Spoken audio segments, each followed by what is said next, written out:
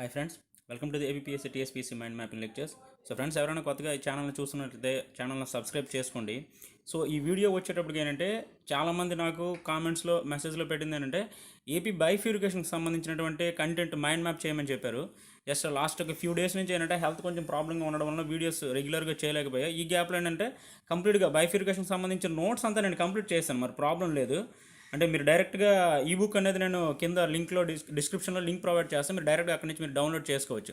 So just health problem వల్ల కొంచెం delay అయింది ఫ్రెండ్స్. సో ఇక్కడికి వచ్చేటప్పుడు ఏంటంటే ఇది జస్ట్ బైఫ్యూరికేషన్కి సంబంధించినటువంటి ఇంట్రడక్షన్ వీడియో. సో అంటే ఎప్పుడు స్టార్ట్ అయింది, దీంట్లో ఉన్నటువంటి పార్ట్స్ ఏంటి, షెడ్యూల్స్ ఏంటి, వాటికి ఇన్ఫర్మేషన్ ఏంటి అనేది మనం తెలుసుకోవచ్చు. సో మ్యాక్సిమం వీటి నుంచి మనకి ఒక బిట్ వచ్చే అవకాశం అనేది ఉంటుంది. సో మనం వీడియోలోకి వెళ్దాం డైరెక్ట్గా. సో ఫ్రెండ్స్, ఇది ఇంట్రడక్షన్ వీడియో. సో చూడండి దీంట్లో.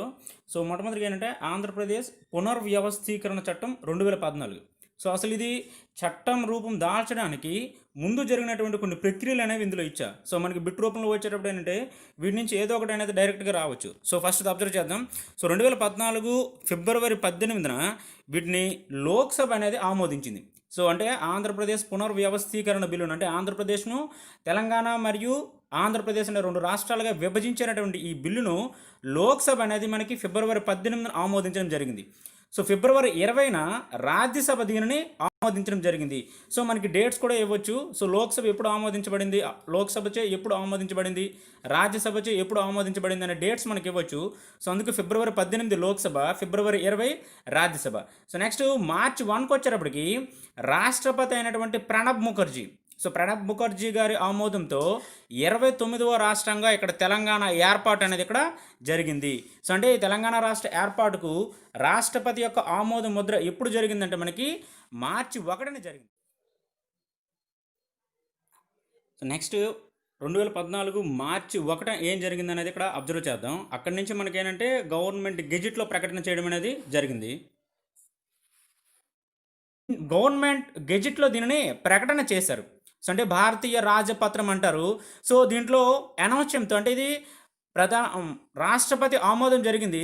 At the same time official announcement అనేది గవర్నమెంట్ ఏంటంటే ఒక గెజిట్ రూపంలో ప్రకటించడం జరిగింది. సో ఈ ప్రకటనలో ఏం చేశారంటే 2014 జూన్ 2 అనేది అపాయింటెడ్ డేట్గా దీన్ని ప్రకటించడం జరిగింది. అంటే ఆ డేట్ నుంచి తెలంగాణ రాష్ట్రం, ఆంధ్రప్రదేశ్ అనేది అధికారిక విభజన అనేది అక్కడ జరుగుతుంది. సో దీనికి బాధ్యత వహించినటువంటి మినిస్ట్రీ ఏదంటే ministry of law and justice, అంటే ఇది లెజిస్లేటివ్ డిపార్ట్మెంట్. సో ఈ డిపార్ట్మెంట్ అంటే దీనికి బాధ్యత వహిస్తుంది, అంటే ఈ గెజెట్కి. సో నెక్స్ట్ మనం ఇక్కడ ఈ విభజన చట్టం అనేది ఆమోదం ఏ సంవత్సరంలో జరిగిందంటే 2014. సో ఇది మనకి స్పెషల్ ఏంటంటే భారతదేశం రిపబ్లిక్ కంట్రీగా అవతరించినటువంటి 65వ సంవత్సరంలో పార్లమెంటు ఆమోదం అనేది దీనిలో జరిగింది. సో ముఖ్యంగా ఉన్నటువంటివి ఈ బిల్లులో ఉన్నటువంటి అంశాలు. సో ఇవి బేసిక్ అండి ఇవి. సో దీంట్లో మొత్తం 13 షెడ్యూళ్ళు 12 భాగాలు ఉన్నాయి. సో ఏంటంటే మొత్తం 13 షెడ్యూళ్ళు 12 భాగాలు ఉన్నాయి. సో ఈ 12 భాగాల్లో మొత్తం మనకి 108 సెక్షన్లు ఉన్నాయి. సో ఈ 108 సెక్షన్లో మ్యాక్సిమం టోటల్ అన్నీ కూడా వివరించడం జరిగింది. కొన్ని అన్ఇంపార్టెంట్ ఉన్నటువంటి అప్రాక్సిమేట్లో ఒక 5 to 10 సెక్షన్స్ మాత్రం నేను డిలీట్ చేశాను, అంటే తీసేసాను అవి. సో ఎందుకంటే అవి మనకి అన్నెసరీ అవసరం లేదు, మనకి బిట్ రూపంలో మ్యాక్సిమం అవి రాకపోవచ్చు. మిగిలినవన్నీ కూడా మనకి ఇంపార్టెంట్, ఖచ్చితంగా అన్నీ కూడా మనం చదువుకుని ఉండాలి. సో ఇందులో మనకి ముఖ్యంగా గుర్తుపెట్టుకోవాల్సినవి డైరెక్ట్గా వచ్చేటువంటి ఏంటంటే బిల్లులో ఉన్నటువంటి భాగాలు. సో మనకి బిల్లులో ఉన్నటువంటి 12 భాగాలు, 13 షెడ్యూళ్ళు, వీటిపై నుంచి డైరెక్ట్గా వచ్చే అవకాశం అనేది ఉంటుంది. అంటే ఫర్ ఎగ్జాంపుల్ ఆంధ్రప్రదేశ్ యొక్క పునర్వ్యవస్థీకరణ చట్టం 2014లో ఒక పర్టిక్యులర్ పార్ట్, అంటే ఫర్ ఎగ్జాంపుల్ 7వ భాగం కానీ 8వ భాగం కానీ దేని గురించి వివరిస్తుంది అని అంటారు. లేదా 4వ షెడ్యూలు, లేదా 5వ షెడ్యూలు, లేదా 9వ షెడ్యూల్ దేని గురించి వివరిస్తుంది అంటారు. సో వీటిపైన మనకి బిట్స్ వచ్చే అవకాశం అనేది ఎక్కువగా ఉంటుంది. సో ఇందులో ఫస్ట్ చూడండి, 1వ భాగం దేని గురించి వివరిస్తుందంటే ఇక్కడ ప్రవేశిక. సో ప్రవేశిక కోసం వివరిస్తుంది, అంటే అసలు చట్టంలో ఉన్నటువంటి అవుట్ అండ్ అవుట్ ఏంటనేది, సో దేని గురించి వివరిస్తుంది అనేది ఉంటుంది. 2వ భాగంలో ఆంధ్ర రాష్ట్ర పునర్వ్యవస్థీకరణ, అంటే ఆంధ్రప్రదేశ్ యొక్క రాష్ట్ర పునర్వ్యవస్థీకరణను వివరిస్తుంది. 3వ భాగం చట్టసభల్లో ఆంధ్రప్రదేశ్ మరియు తెలంగాణ యొక్క ప్రాతినిధ్యం ఏ విధంగా ఉందనేది వివరిస్తుంది.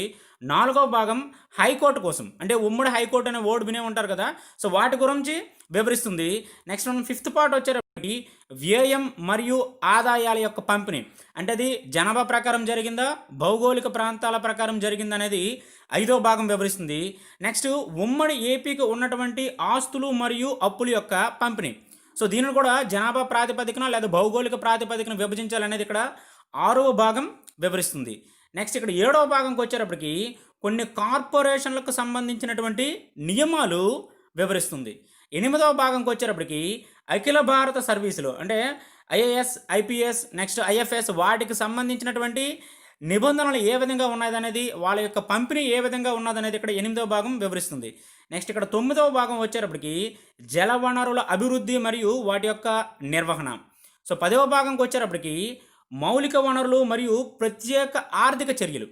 ఎందుకంటే విభజన తర్వాత ఆంధ్రప్రదేశ్లో ఉన్నటువంటి కొన్ని పరిస్థితులను ఏ విధంగా అంటే ఒక స్థాయిలో ఆంధ్రప్రదేశ్ నిలబడాలంటే వాటికి కావాల్సినటువంటి కొన్ని ప్రత్యేకమైనటువంటి ఆర్థిక చర్యలు మరియు ఆంధ్రప్రదేశ్లో ఏర్పరచవలసినటువంటి కొన్ని మౌలిక వసతులు ఈ 10వ భాగంలో వివరించడం జరిగింది.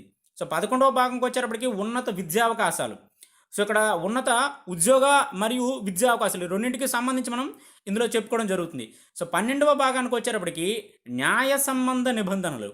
సో టోటల్ బిల్లుకి వచ్చేటప్పటికి ఏంటంటే ఎక్కడైనా మోడిఫికేషన్స్ కానీ, సో ఒక సెక్షన్ మార్క్ ఒక సెక్షన్తో ఓవర్ రైడ్ అవ్వడం కానీ, సో ఇటువంటివి ఏమైనా వచ్చేటప్పుడు, లేదా ఆంధ్రప్రదేశ్ పునర్వ్యవస్థీకరణ చట్టం 2014 కంటే ముందు ఏవైనా చట్టాలలో ఉన్నటువంటి సెక్షన్స్ వీటికి ఆపోజిట్గా ఉంటే ఈ చట్టం మాత్రమే అమలు అవుతుంది అని తెలియజేసే కొన్ని ప్రత్యేకమైనటువంటి నిబంధనలు వీటి ద్వారా అమలు చేయడం జరుగుతుంది. సో ఇది చట్టంలో ఉన్నటువంటి 12 భాగాలు.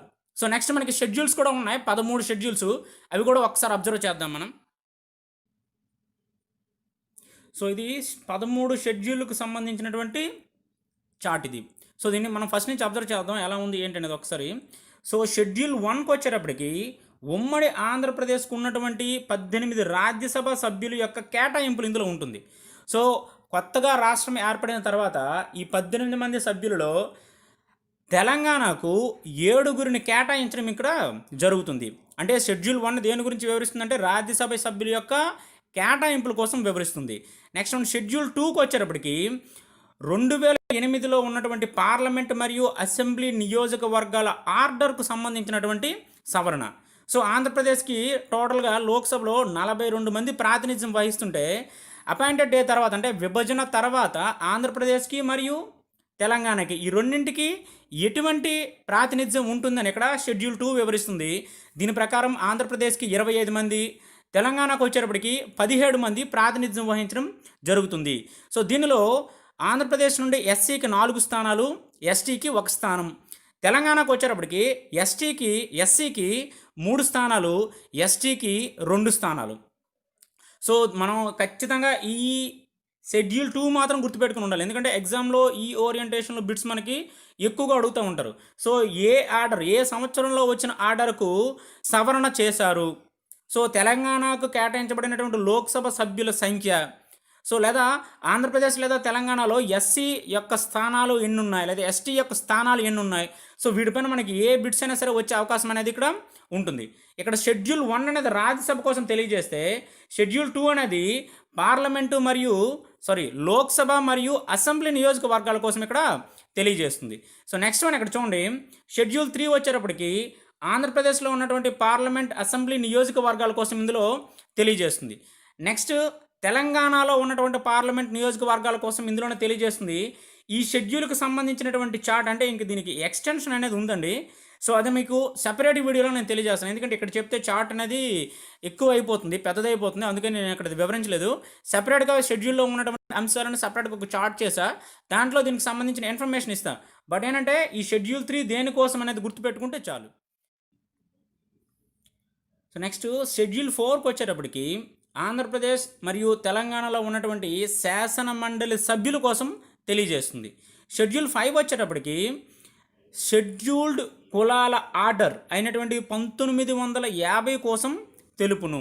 సో నెక్స్ట్ వన్ షెడ్యూల్ 6 వచ్చేటప్పటికి షెడ్యూల్ తెగల అంటే ఎస్టీల ఆర్డర్ 1950 వాటి యొక్క సవరణ ఇది తెలియజేస్తుంది.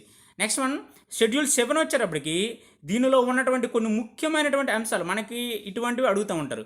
So provident fund, pension funds, insurance funds అటువంటి నిధుల కోసం తెలియజేస్తుంది. అంటే ఆ రాష్ట్రాలకి కేటాయింపులు ఏ విధంగా ఉన్నదనేది ఈ షెడ్యూల్లో తెలియజేస్తుంది. షెడ్యూల్డ్ 8కి వచ్చేటప్పటికి పెన్షన్ చెల్లింపుల కోసం తెలియజేస్తుంది. నెక్స్ట్ షెడ్యూల్ 9 వచ్చేటప్పటికి ప్రభుత్వ కంపెనీలు, కార్పొరేషన్ల కోసం ఇందులో తెలియజేయడం జరుగుతుంది. దీనిలో ప్రభుత్వ కంపెనీల యొక్క ప్రస్తావన ఎన్ని ఉన్నాయంటే మొత్తం 89 సంస్థల ప్రస్తావన అనేది షెడ్యూల్ 9లో మనకి ఉంది. సో నెక్స్ట్ వన్ షెడ్యూల్ 10కి వచ్చేటప్పటికి రాష్ట్ర స్థాయి సంస్థలు మరియు వాటి యొక్క సౌకర్యాలు. సో దీనిలో మొత్తం 107 రాష్ట్ర స్థాయి సంస్థల ప్రస్తావన అనేది ఉంది. నెక్స్ట్ వన్ షెడ్యూల్ 11కి వచ్చేటప్పటికి నదీ జలాల నిర్వహణ బోర్డుల పనితీరు మరియు వాటి యొక్క నియమాలను తెలియజేస్తుంది. అంటే గోదావరి మరియు కృష్ణ నదీ జలాలకు సంబంధించినటువంటి బోర్డుల యొక్క ఏర్పాటు, వాటి యొక్క నియమాలు తెలియజేయడం జరుగుతుంది.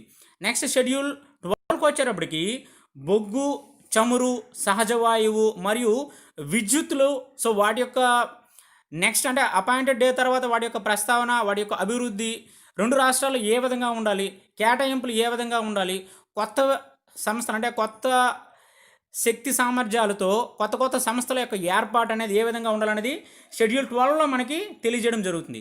నెక్స్ట్ షెడ్యూల్ 13కి వచ్చేటప్పటికి విద్య మరియు మౌలిక సదుపాయాల కల్పన.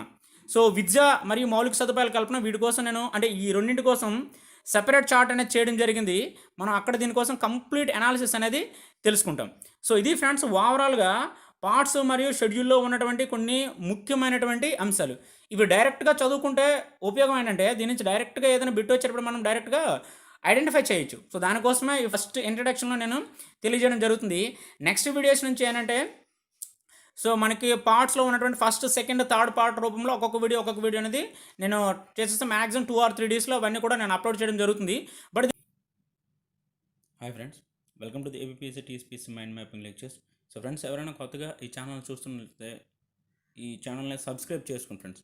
సో ఇది group 2 and group 3 and group 1 ప్రిలిమ్స్కి సంబంధించినటువంటి టోటల్ సిలబస్ అంతా కూడా మైండ్ మ్యాపింగ్లో ఇవ్వడం జరుగుతుంది. అంటే చిన్న చార్ట్స్ రూపంలో ఈజీగా అర్థమయ్యే విధంగా లెక్చర్స్ అనేవి ఉంటాయి ఫ్రెండ్స్.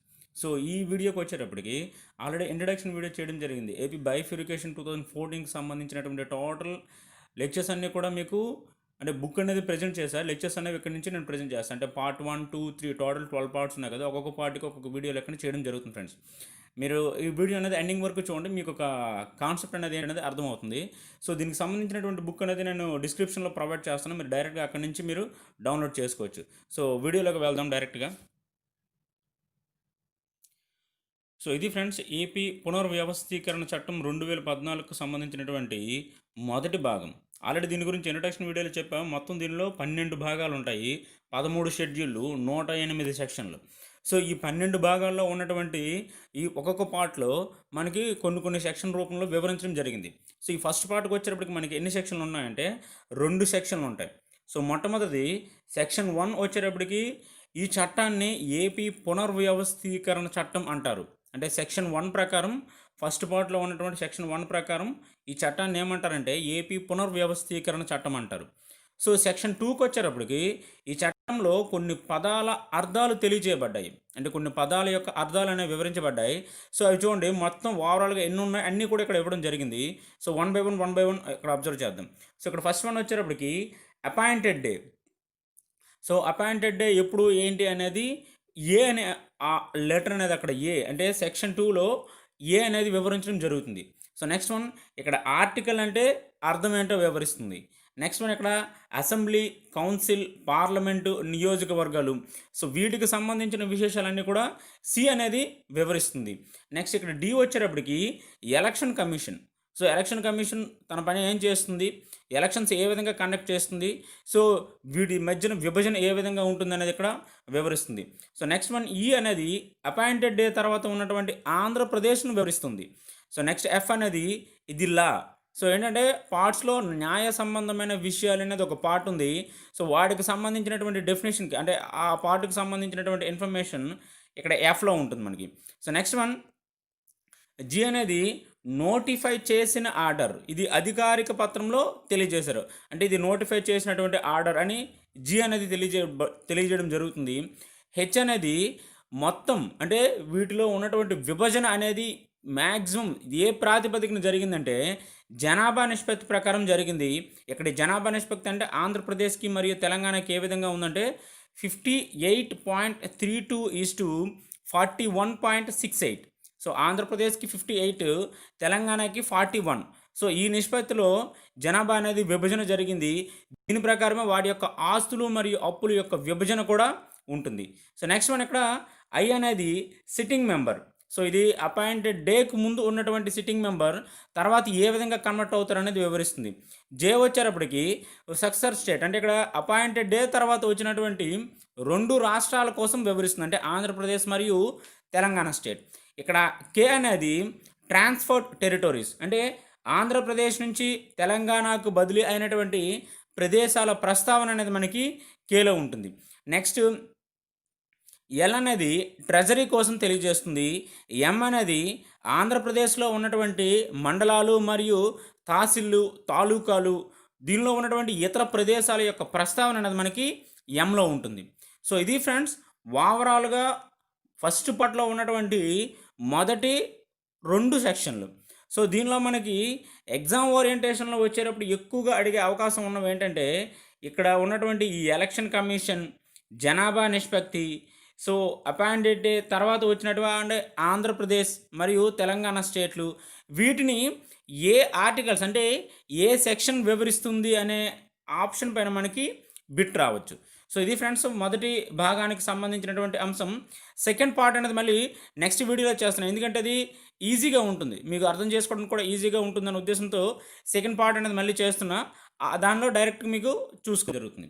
సో ఈ వీడియోకి వచ్చేటప్పటికి ఏపీ బైఫ్యూరికేషన్కి సంబంధించినటువంటి సెకండ్ పార్ట్ ఇందులో వివరించడం జరుగుతుంది. సో ఏంటంటే ఫస్ట్, సెకండ్, థర్డ్ పార్ట్గా వీడియో చేయడం జరుగుతుంది. సో ఈ వీడియోకి వచ్చేటప్పటికి ఏంటంటే second part, already first part and introduction video అనేది మీకు ప్లేలిస్ట్లో ఉంటుంది. మీరు ఒకవేళ చూడకపోతే డైరెక్ట్గా అక్కడికి వెళ్ళి మీరు చూడొచ్చు. సో దీనికి సంబంధించినటువంటి పీడిఎఫ్ అంతా కూడా నేను ఒక ఈబుక్ అనేది తయారు చేయడం జరిగింది, అంటే పీడిఎఫ్కి సంబంధించిన ఇన్ఫర్మేషన్ అంతా కూడా.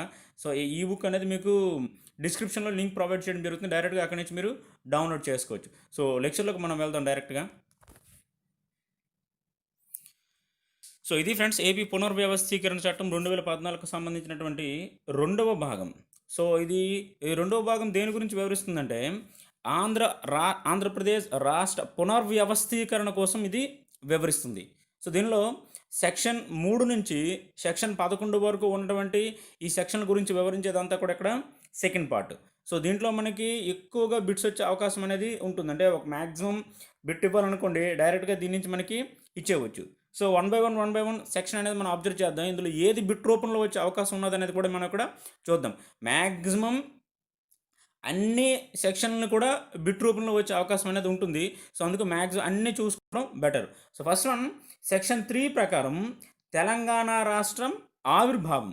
సో తెలంగాణ రాష్ట్రం ఆవిర్భావాన్ని గురించి వివరించేది ఏదంటే ఇక్కడ సెక్షన్ 3. సో దీని ప్రకారం అపాయింటెడ్ డే తర్వాత తెలంగాణ రాష్ట్రం అనే పేరుతో ఒక కొత్త రాష్ట్రం ఏర్పడుతుంది. ఈ కొత్త రాష్ట్రం 10 జిల్లాలతో ఏర్పడుతుంది. సో అని తెలియజేసే సెక్షన్ ఇక్కడ ఏదంటే సెక్షన్ 3. సో నెక్స్ట్ వన్, ఈ తెలంగాణ రాష్ట్రంలో ఖమ్మం జిల్లాలో ఉన్నటువంటి కొన్ని ప్రాంతాలను ఏపీలో విలీనం చేయడం జరిగింది. సో ఇది దేనికి సంబంధించిందంటే భద్రాచలం డివిజన్లో ఉన్నటువంటి 7 రెవెన్యూ మండలాలను, ఇది స్పెల్ మిస్టేక్. సో 7 రెవెన్యూ మండలాలను 136 గ్రామాలను తెలంగాణ స్టేట్ నుంచి ఏపీలో విలీనం చేయడం జరిగింది.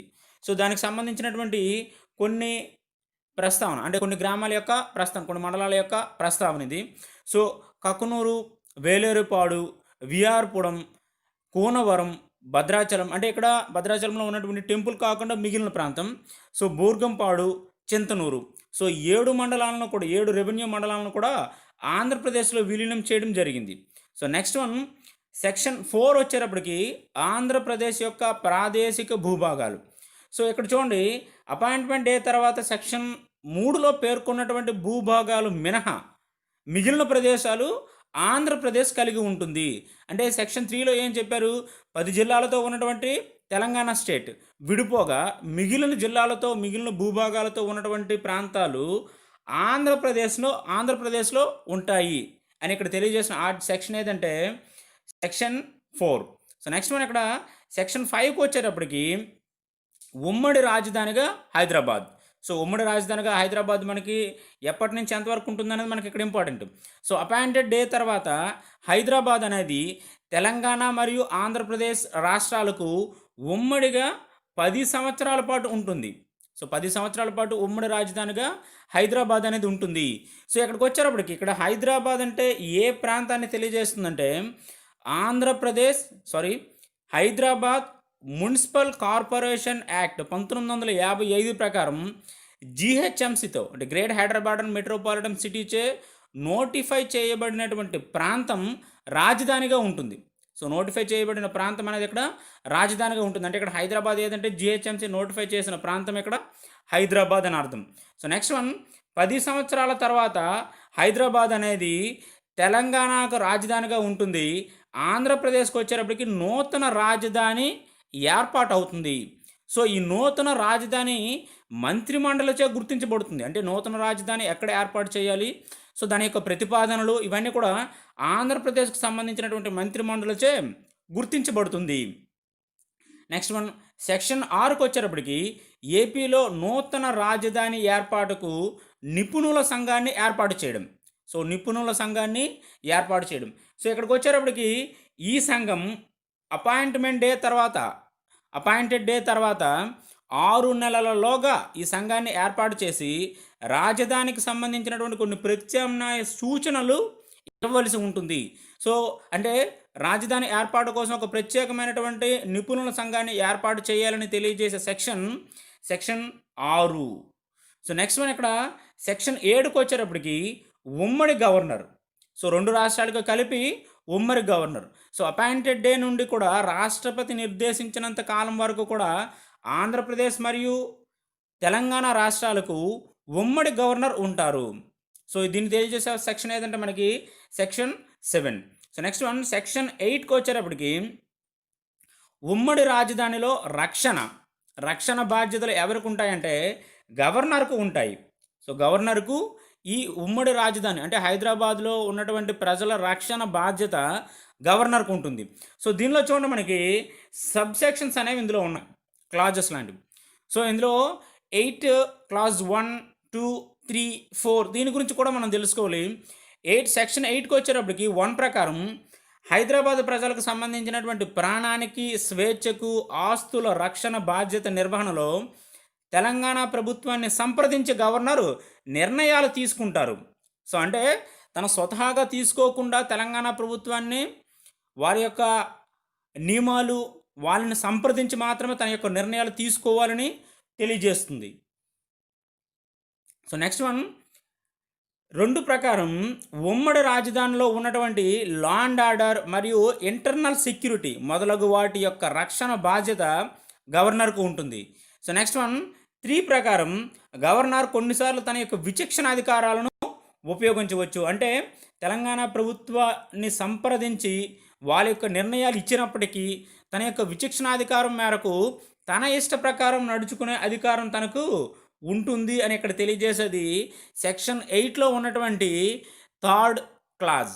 సో నెక్స్ట్ వన్ 4th వన్కి వచ్చేటప్పటికి గవర్నర్కు కేంద్రం 2 సలహాదారులను నియమిస్తుంది. అంటే పరిపాలనలో సహాయం కొరకు 2 సలహాదారులను కేంద్రమే డైరెక్ట్గా నియమిస్తుంది. సో దీని గురించి అంటే రాష్ట్రపతికి సంబంధించినటువంటి రక్షణ బాధ్యతను తెలియజేసే సెక్షన్ ఏదంటే ఇక్కడ సెక్షన్ 8 అనేది ఇక్కడ రక్షణ బాధ్యతను తెలియజేస్తుంది. సో నెక్స్ట్ వన్ సెక్షన్ 9కి వచ్చేటప్పటికి సో దీనిలో కూడా మనకి సబ్ ఆర్టికల్స్ అనేవి ఇందులో ఉన్నాయి. 9(1) ప్రకారం క్లాజ్ 1 ప్రకారం 2 రాష్ట్రాల్లో అదనపు బలగాలను సమకూర్చుకోవడానికి కేంద్రం సహకరించాలి. సో రక్షణ కొరకు అదనపు బలగాలను సహకరించుకోవడానికి కేంద్రం సహకరిస్తుంది. సో 9 క్లాజ్ 2 ప్రకారం గ్రే హౌండ్స్ శిక్షణా విభాగం ఉమ్మడిగా 3 సంవత్సరాల వరకు 2 రాష్ట్రాలకు కూడా ఉంటుంది. అంటే గ్రే హౌండ్స్ అనేది శిక్షణా విభాగం అనేది ఉంది. సో ఇది 3 సంవత్సరాల వరకు 2 రాష్ట్రాలకు ఉమ్మడిగా ఉంటుంది. సో ఆ తర్వాత అంటే 3 సంవత్సరాల కాల పరిమితి పూర్తయిన తర్వాత ఇది తెలంగాణకు చెందుతుంది. సో ఈ విధంగా తెలంగాణకి వెళ్ళిపోతుంది.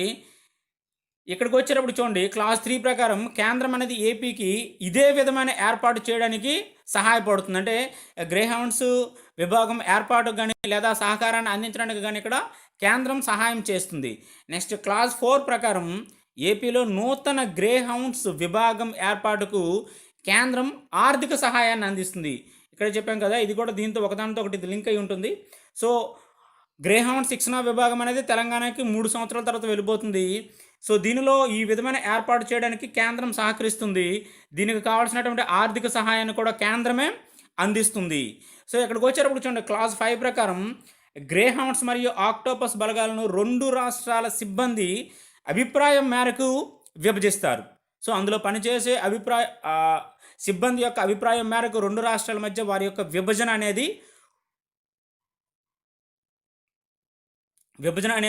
ఉంటుంది. సో ఇది సెక్షన్ 9కి సంబంధించినటువంటి అంశాలు. సో నెక్స్ట్ వన్ సెక్షన్ 10కి వచ్చేటప్పటికి రాజ్యాంగంలో ఉన్నటువంటి మొదటి షెడ్యూల్కు సవరణ. సో మొదటి షెడ్యూల్కు సవరణ చేస్తారు. దీని ప్రకారం ఆంధ్రప్రదేశ్ మరియు మద్రాసు సరిహద్దుల మార్పు చట్టం 1959 ప్రకారం 2వ షెడ్యూల్లో ఏపీ పునర్వ్యవస్థీకరణ చట్టం సెక్షన్ 3లో పేర్కొన్నటువంటి భూభాగాలను తెలుపుతారు.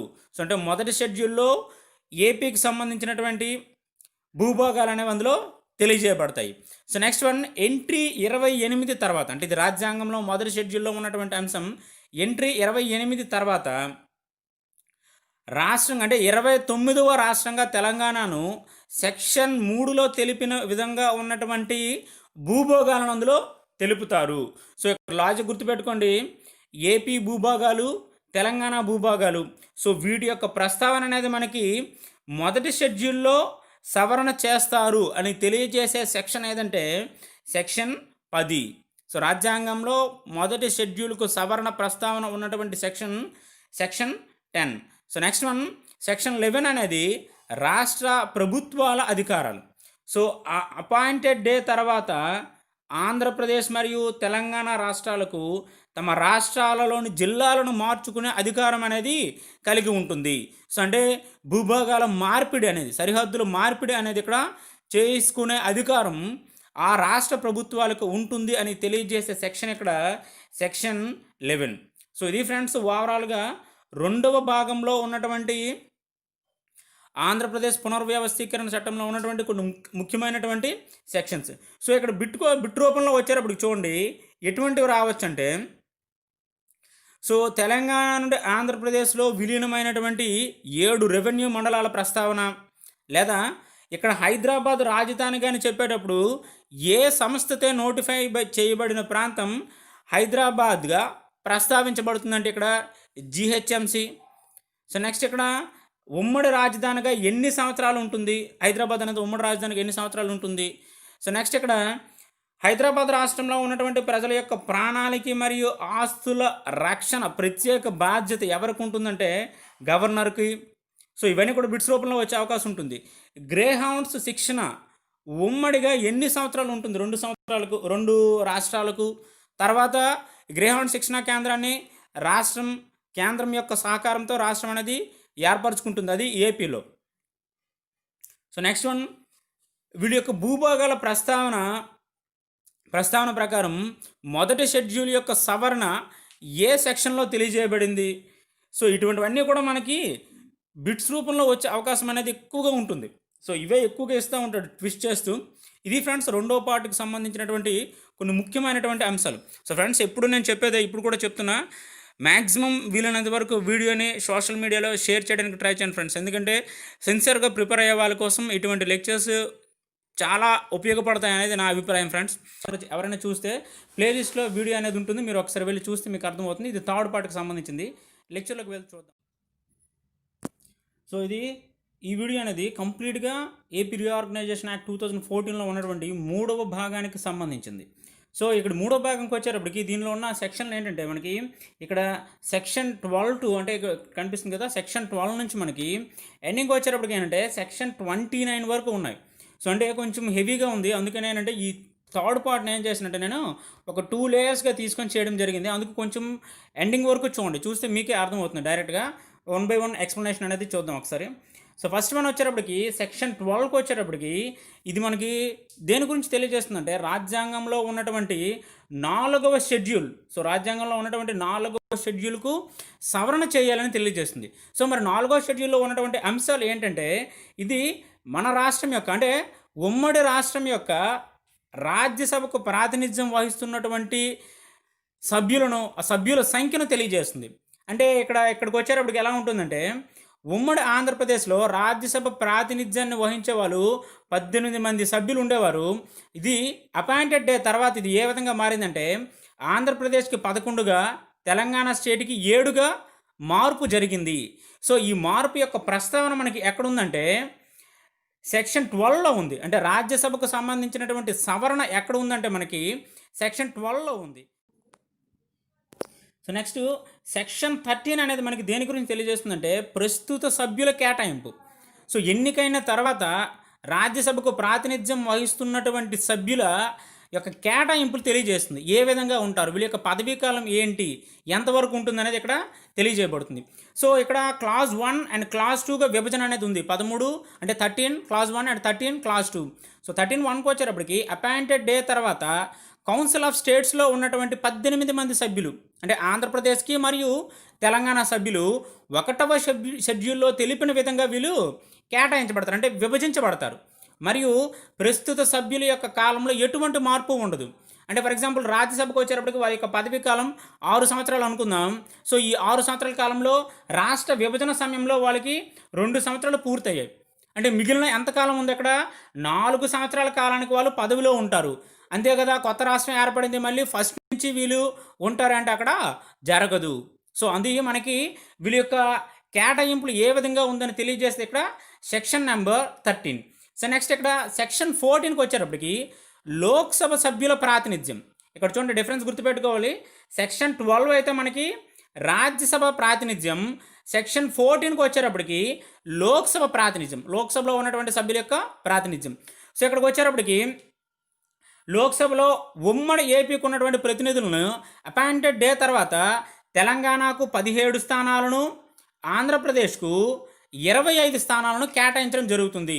సో అంటే చూడండి రాజ్యసభకి ఏ విధంగా విభజన జరిగిందో అదేవిధంగా మనకి లోక్సభకు కూడా విభజన జరిగింది. సో నెక్స్ట్ వన్ సెక్షన్ 15కి వచ్చేటప్పటికి పార్లమెంట్ మరియు శాసనసభ స్థానాల డీలిమిటేషన్. సో దీనికి వచ్చేటప్పటికి అంటే క్లాజెస్ అనేవి ఉన్నాయి. మనకి ఇంపార్టెంట్ ఏంటంటే 15 క్లాజ్ 1 మనకి ఇంపార్టెంట్. సో దాని గురించి ఇక్కడ ప్రస్తావించడం జరిగింది. ఇందులో చూడండి ఒకసారి, అపాయింటెడ్ డే తర్వాత పార్లమెంట్ మరియు శాసనసభ నియోజకవర్గాల డీలిమిటేషన్ ఆర్డర్ అనేది 2008లో చేయబడింది. ఈ ఆర్డర్కు షెడ్యూల్ 2లో తెలిపిన విధంగా సవరణ చేస్తారు. సో షెడ్యూల్ 2లో తెలిపిన విధంగా ఇక్కడ సవరణ చేస్తారు. అంటే ఇక్కడ చూడండి షెడ్యూల్ 1కి వచ్చేటప్పటికి మనకి రాజ్యసభ సభ్యుల యొక్క ప్రస్తావన తెలియజేయబడింది. షెడ్యూల్ 2కి వచ్చేటప్పటికి మనకి ఇక్కడ డీలిమిటేషన్కి సంబంధించినటువంటి సవరణ తెలియజేయబడింది. సో అంటే ఇక్కడ చూడండి మనకి బిట్స్ అనేవి section 15 at the same time schedule 2 కూడా ఇక్కడ లింక్ అయి ఉంటుంది. సో ఈ రెండు మనం అబ్జర్వ్ చేసుకోవాలి. ఈ రెండు కూడా మనకి లింక్ అయి ఉన్నటువంటి 2 సెపరేట్ బిట్స్ ఇవి. సో నెక్స్ట్ మనం సెక్షన్ 16కి వచ్చేటప్పటికి ప్రస్తుత సభ్యుల నియామకాలు. సో ప్రస్తుత సభ్యుల నియామకాలు ఇక్కడ చూడండి సెక్షన్ 14లో కేటాయించబడినటువంటి లోక్సభ సభ్యుల పదవీ కాలం మారదు. అంటే ఇక్కడ చూడండి సెక్షన్ 14కి వచ్చేటప్పటికి ఈ సెక్షన్ 14లో వీళ్ళ యొక్క ప్రాతినిధ్యం ఉంది. సో ఈ ప్రాతినిధ్యంలో తెలియజేయబడినటువంటి వ్యక్తుల పదవీ కాలం మారదు. అంటే రాజ్యసభకు చెప్పిన విధంగానే వీరు మిగిలిన కాలానికి అక్కడ ఆ ప్రాంతానికి ప్రాతినిధ్యం వహిస్తూ ఉంటారా తప్ప కానీ మళ్ళీ ఫస్ట్ నుంచి అనేది అక్కడ కేటాయింపు అంటే ఫస్ట్ నుంచి మళ్ళీ ఉండరు. సో నెక్స్ట్ వన్ సెక్షన్ 17కి వచ్చేటప్పటికి శాసనసభ సభ్యుల నియామకాలు. సో శాసనసభ ఉంటుంది రాష్ట్ర స్థాయిలో.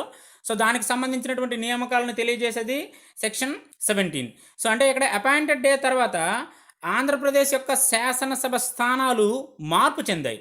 అపాయింటెడ్ డే తర్వాత ఆంధ్రప్రదేశ్కు 175, తెలంగాణ స్టేట్కి 119 స్థానాలు కేటాయించడం జరుగుతుంది. సో ఇక్కడికి వచ్చేటప్పటికి ఆంధ్రప్రదేశ్లో ఎస్టీకి కేటాయించబడినటువంటి శాసనసభ స్థానాలు 29, ఎస్టీకి 7 స్థానాలు కేటాయించడం జరుగుతుంది. అదే తెలంగాణకు వెళ్ళేటప్పటికి ఎస్సీకి వచ్చేటప్పటికి 19 స్థానాలు, ఎస్టీకి వచ్చేటప్పటికి ఇక్కడ 12 స్థానాలు. సో అంటే డిఫరెన్స్ గుర్తుపెట్టుకోవాలి. ఇందులో వచ్చే ప్రతి డిజిట్ కూడా మనకి బిట్ రూపంలో బిట్ రూపంలో వచ్చే అవకాశం ఉంటుంది. సో నెక్స్ట్ సెక్షన్ 18కి వచ్చేటప్పటికి ఆంగ్లో ఇండియన్స్ యొక్క ప్రాతినిధ్యం.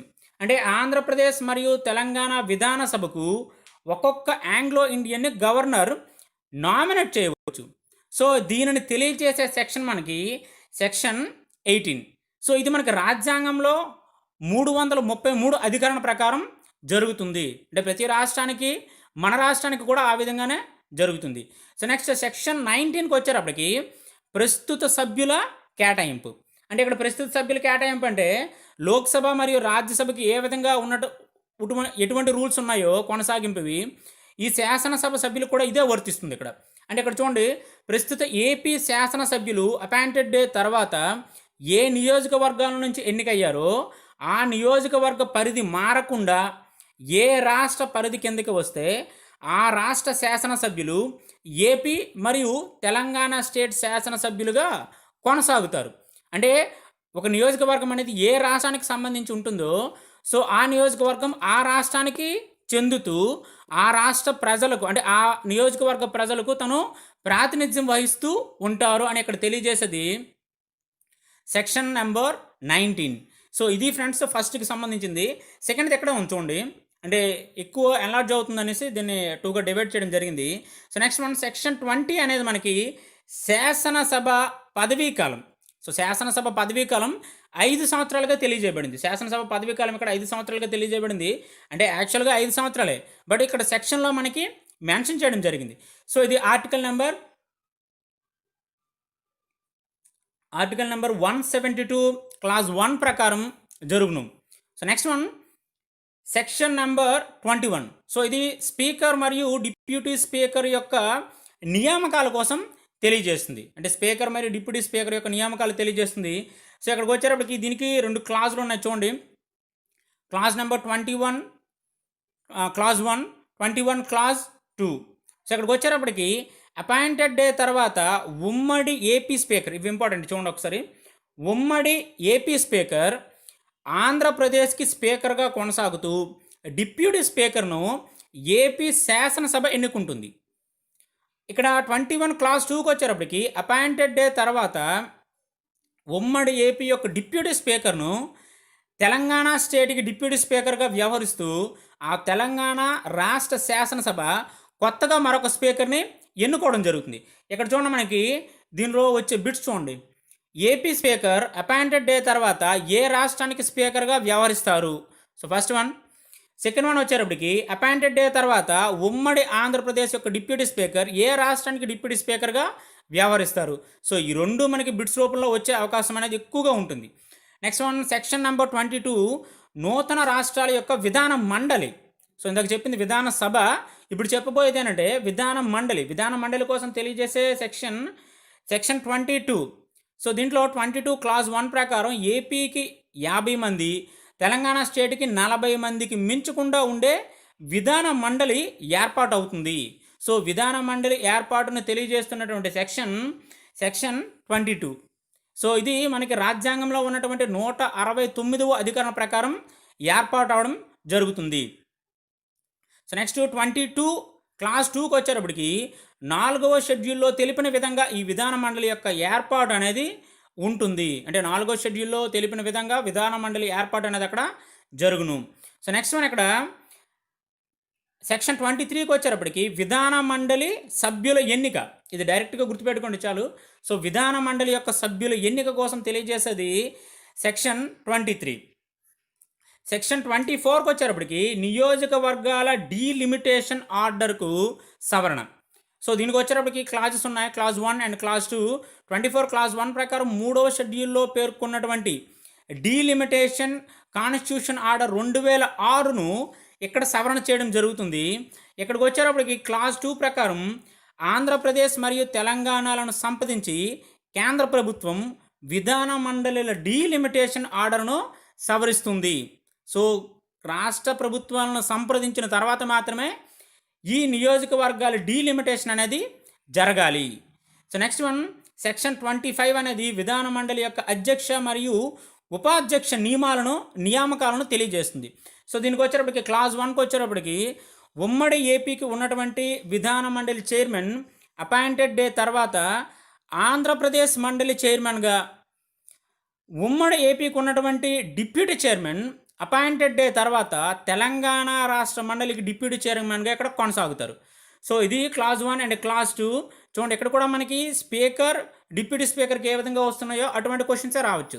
సో విధాన మండలి యొక్క చైర్మన్ ఏ రాష్ట్రానికి అపాయింటెడ్ డే తర్వాత ఏ రాష్ట్రానికి చైర్మన్గా కొనసాగుతారు, డిప్యూటీ చైర్మన్ ఏ రాష్ట్రానికి డిప్యూటీ చైర్మన్గా అపాయింటెడ్ డే తర్వాత డిప్యూటీ చైర్మన్గా కొనసాగుతారు. ఈ రెండు కూడా మనకి బిట్స్ రూపంలో వచ్చే అవకాశం అనేది ఉంటుంది. సో నెక్స్ట్ వన్, సెక్షన్ 26 ప్రకారం విధానసభ నియోజకవర్గాల డీలిమిటేషన్. సో ఇక్కడికి వచ్చేటప్పటికి దీనిపైన మనకి లాస్ట్ టైం ఎగ్జామ్స్లో బిట్ కూడా వచ్చింది. సో అధికరణ 170 ప్రకారం ఆంధ్రప్రదేశ్ యొక్క శాసనసభ స్థానాలను 175 నుంచి 225కు పెంచడం. అదే తెలంగాణకు వచ్చేటప్పటికి స్థానాలను 119 నుంచి 153కు పెంచాలి అని ఈ సెక్షన్లో తెలియజేయడం జరిగింది. కానీ పెంచడం అనేది ప్రస్తుతానికి జరగలేదు. సో నెక్స్ట్ వన్, సెక్షన్ 27 ప్రకారం సెక్షన్ 26లో ఉన్నటువంటి డీలిమిటేషన్, దానిలో ఉన్నటువంటి పొరపాట్లను సవరించే అధికారం ఎవరికి వెళుతుంది అనేది ఈ సెక్షన్లో తెలియజేశారు. సో సవరించే అధికారం ఎవరికి వెళుతుందంటే ఇక్కడ ఎన్నికల కమిషన్కి. సో సవరించే అధికారం ఎన్నికల కమిషన్కి. అంటే డీలిమిటేషన్లో ఉన్న పొరపాట్లను సవరించే అధికారం ఎవరికి ఉంటుందంటే ఎలక్షన్ కమిషన్కి ఉంటుంది అని అర్థం అక్కడ. సో నెక్స్ట్ వన్, సెక్షన్ 28 అనేది అపాయింటెడ్ డే తర్వాత ఎస్సీ ఆర్డర్ అంటే షెడ్యూల్డ్ క్యాస్ట్ ఆర్డర్ 1950 చట్టం 5వ షెడ్యూల్లో తెలిపిన విధంగా సవరణ చేస్తారు.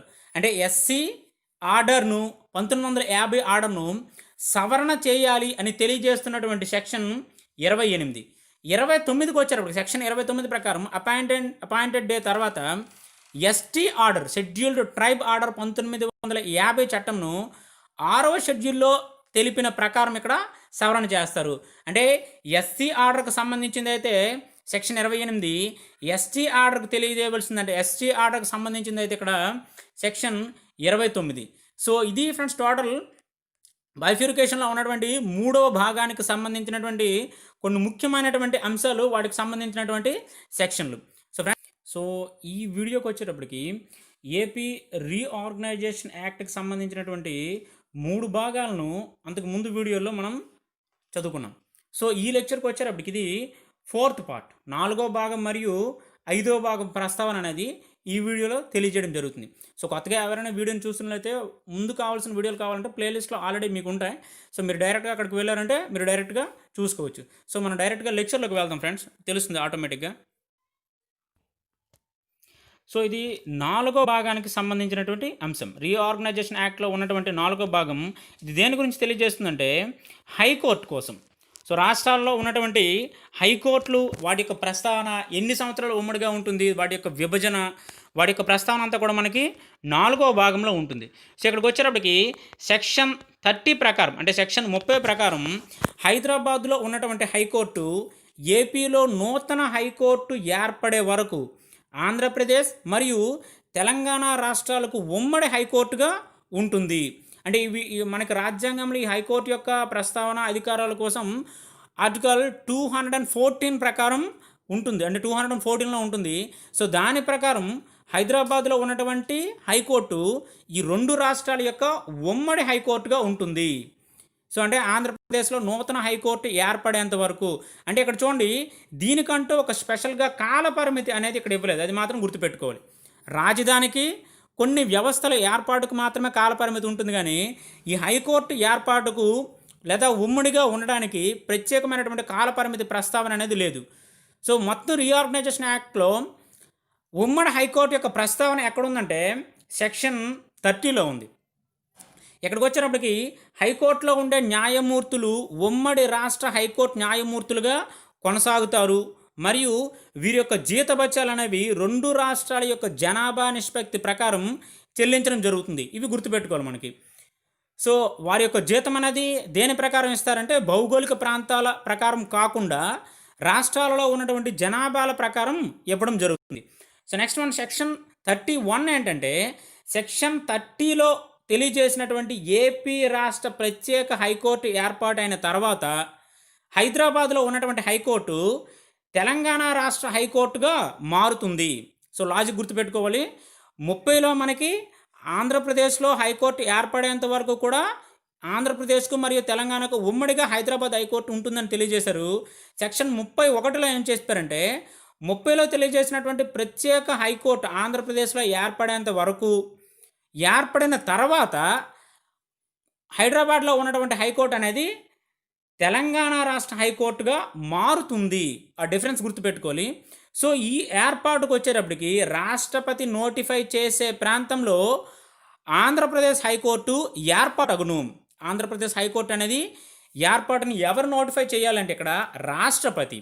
ఇక్కడ నోటిఫై చేసేటప్పుడు ఆంధ్రప్రదేశ్ యొక్క గవర్నర్ను మరియు చీఫ్ జస్టిస్ యొక్క నిర్ణయం ప్రకారం వారు నిర్ణయించిన ప్రదేశంలో ఈ హైకోర్టు యొక్క సమావేశం ఏర్పాటగును. సో దీని గురించి తెలియజేస్తే ఇక్కడ section number 31. So next section number 32 ప్రకారం ఆంధ్రప్రదేశ్లో ఏర్పరిచినటువంటి హైకోర్టులో రాష్ట్రపతి నిర్ణయం మేరకు హైదరాబాద్ హైకోర్టులో ఉన్నటువంటి న్యాయమూర్తులు ఏపీ న్యాయమూర్తులుగా కొనసాగుతారు. సో డిఫరెన్స్ గుర్తుపెట్టుకోవాలి. రాష్ట్రపతి నిర్ణయం మేరకు వీరు కొనసాగుతారు. So next one section number 34 ఏంటంటే బార్ కౌన్సిల్ మరియు అడ్వకేట్స్. సో బార్ కౌన్సిల్లో ఉన్నటువంటి వారు మరియు అడ్వకేట్స్ ఉమ్మడి హైకోర్టు బార్ కౌన్సిల్ నందు అడ్వకేట్గా నమోదైన వ్యక్తి తదనంతర కాలంలో తనకు ఇష్టం ఉన్న రాష్ట్రాలలో అంటే ఏపీ లేదా తెలంగాణలో అడ్వకేట్గా నమోదయ్యి వృత్తిని కొనసాగించవచ్చు. అంటే బార్ కౌన్సిల్లో నమోదైనటువంటి వ్యక్తి అపాయింటెడ్ డే తర్వాత తనకి ఇష్టమైన రాష్ట్రంలో తన యొక్క ఈ అడ్వకేట్ వృత్తిని కొనసాగించవచ్చు అని తెలియజేసే సెక్షన్ ఇక్కడ సెక్షన్ నెంబర్ 34. సో ఇది మనకి 4వ భాగానికి సంబంధించినటువంటి అంశాలు. సో నెక్స్ట్ వన్ 5వ భాగం. సో ఈ 5వ భాగం మనం దేని గురించి తెలియజేస్తుందంటే ఆదాయ పంపిణీ మరియు వ్యయానికి సంబంధించినటువంటి అంశాలు. సో దానికి సంబంధించినటువంటి అధికారులు ఏ విధంగా ఉంటాయనేది ఇందులో తెలియజేయడం జరిగింది. సో ఇందులో సెక్షన్కి వచ్చేటప్పటికి సెక్షన్ 44 ఏంటి ఇక్కడ వివరిస్తుందనే చూద్దాం. అపాయింటెడ్ డేకు ముందు సంఘటిత నిధి నుంచి ఖర్చు చేయడానికి, అపాయింటెడ్ డే తర్వాత 6 నెలల ఖర్చు కోసం గవర్నర్ తెలంగాణ రాష్ట్ర ప్రభుత్వానికి అనుమతి ఇవ్వవచ్చును. సో అంటే రాష్ట్ర సంఘటిత నిధి నుంచి ఖర్చు చేయడానికి కావలసినటువంటి అధికారాలు రాష్ట్ర ప్రభుత్వానికి గవర్నర్ అనుమతి ద్వారా ఇవ్వడం జరుగుతుంది. సో నెక్స్ట్ వన్ సెక్షన్ 45 ఏం తెలియజేస్తుందంటే అధికరణ 151 క్లాస్ 2 ప్రకారం CAG comptroller and auditor general తెలంగాణకు మరియు ఆంధ్రప్రదేశ్కు చెందినటువంటి అకౌంట్స్ నివేదికలను గవర్నర్కు సమర్పిస్తారు. అంటే ఆంధ్రప్రదేశ్ మరియు తెలంగాణ రాష్ట్రానికి సంబంధించినటువంటి అకౌంట్స్లను గవర్నర్కు అంటే ఆ రాష్ట్ర గవర్నర్కు ఇవ్వడం జరుగుతుంది. సో నెక్స్ట్ వన్ సెక్షన్ 46 అనేది ఆదాయ పంపిణీని తెలియజేస్తుంది. ఇక్కడికి వచ్చేటప్పటికి ఇక్కడ 2 క్లాజులు ఉన్నాయి మనకి, 46 క్లాజ్ 1, 46 క్లాజ్ 2. సో 46 క్లాజ్ 1 ప్రకారం 13వ ఆర్థిక సంఘం ఉమ్మడి ఏపీకి కేటాయించిన అవార్డును అంటే అంశాలను వాళ్ళ నిధులు అవ్వచ్చు ఏమైనా తెలియజేయచ్చు. సో వాటికి సంబంధించినటువంటి అంశాలను ఈ 2 రాష్ట్రాల మధ్య జనాభా నిష్పత్తి ఆధారంగా పంపిణీ చేస్తారు. సో అదే క్లాస్ 2కి వచ్చేటప్పటికి ఏపీలో వెనుకబడిన ప్రాంతాల అభివృద్ధి కోసం ప్రత్యేక ప్యాకేజీ రూపొందించిన సందర్భంలో ఆ ప్రాంతాల అవసరాలను కేంద్రం పరిశీలించాలి. అంటే ఫర్ ఎగ్జాంపుల్ ఉత్తర కోస్తా మరియు రాయలసీమలో ఉన్నటువంటి 4 జిల్లాలు. సో వీటికి ప్రత్యేకంగా అభివృద్ధి కోసం ప్రత్యేకమైనటువంటి ప్యాకేజీని ఇవ్వాలి. సో ప్రత్యేకమైన ప్యాకేజీ అనేది వీళ్ళకి ఉండాలని అక్కడ కేంద్రం పరిశీలించాలి. సో ఇది ఫ్రెండ్స్ ఓవరాల్గా 4 మరియు 5వ భాగాలకు సంబంధించినటువంటి కొన్ని ముఖ్యమైనటువంటి సెక్షన్స్. సో ఫ్రెండ్స్ ఆల్రెడీ చెప్పా, ఇప్పుడు కూడా చెప్తున్నా. సో మ్యాక్సిమం వీడియోని సోషల్ మీడియాలో షేర్ చేయండి. సో నా ఎఫర్ట్కి మీరు ఇచ్చే ది బెస్ట్ కాంప్లిమెంట్ అది. సో ఎందుకంటే కొత్తగా ఎవరైనా చదువుకుంటే వాళ్ళకి సిన్సియర్గా చదువుతుండే వాళ్ళకి ఏంటంటే అది బాగా యూస్ఫుల్గా ఉంటుందనేది నా థాట్. ఈ వీడియో లెక్చర్కి వచ్చేటప్పటికి ఏంటంటే ఇది ఏపీ రీఆర్గనైజేషన్కి సంబంధించినటువంటి video. So already last time అంటే 1st, 2nd, 3rd, 4th and 5th parts పైన వీడియోస్ అనేవి ఆల్రెడీ చేయడం జరిగింది. మీరు ఒకసారి ప్లేలిస్ట్లోకి వెళ్ళారంటే అక్కడ కనిపిస్తుంది. అట్ ది సేమ్ టైం దీనిలో ఉన్నటువంటి చార్ట్స్ అన్నింటిపైన కూడా ఈబుక్ రిలీజ్ చేయడం జరిగింది. సో ఎవరికైనా ఈబుక్ కానీ డౌన్లోడ్ చేసుకోవాలనుకుంటే డిస్క్రిప్షన్లో నేను లింక్ అనేది ప్రొవైడ్ చేస్తాను. మీరు అక్కడి నుంచి డైరెక్ట్గా మీరు పర్చేస్ చేసుకోవచ్చు. సో ఈ లెక్చర్కి వచ్చేటప్పటికి ఏంటంటే ఫిఫ్త్ పార్ట్ వరకు మనం డిస్కస్ చేసాం కదా. సో నెక్స్ట్ పార్ట్స్ ఏంటనేది ఇక్కడ మనం డిస్కస్ చేద్దాం. సో లెక్చర్లోకి వెళ్దాం మనం డైరెక్ట్గా.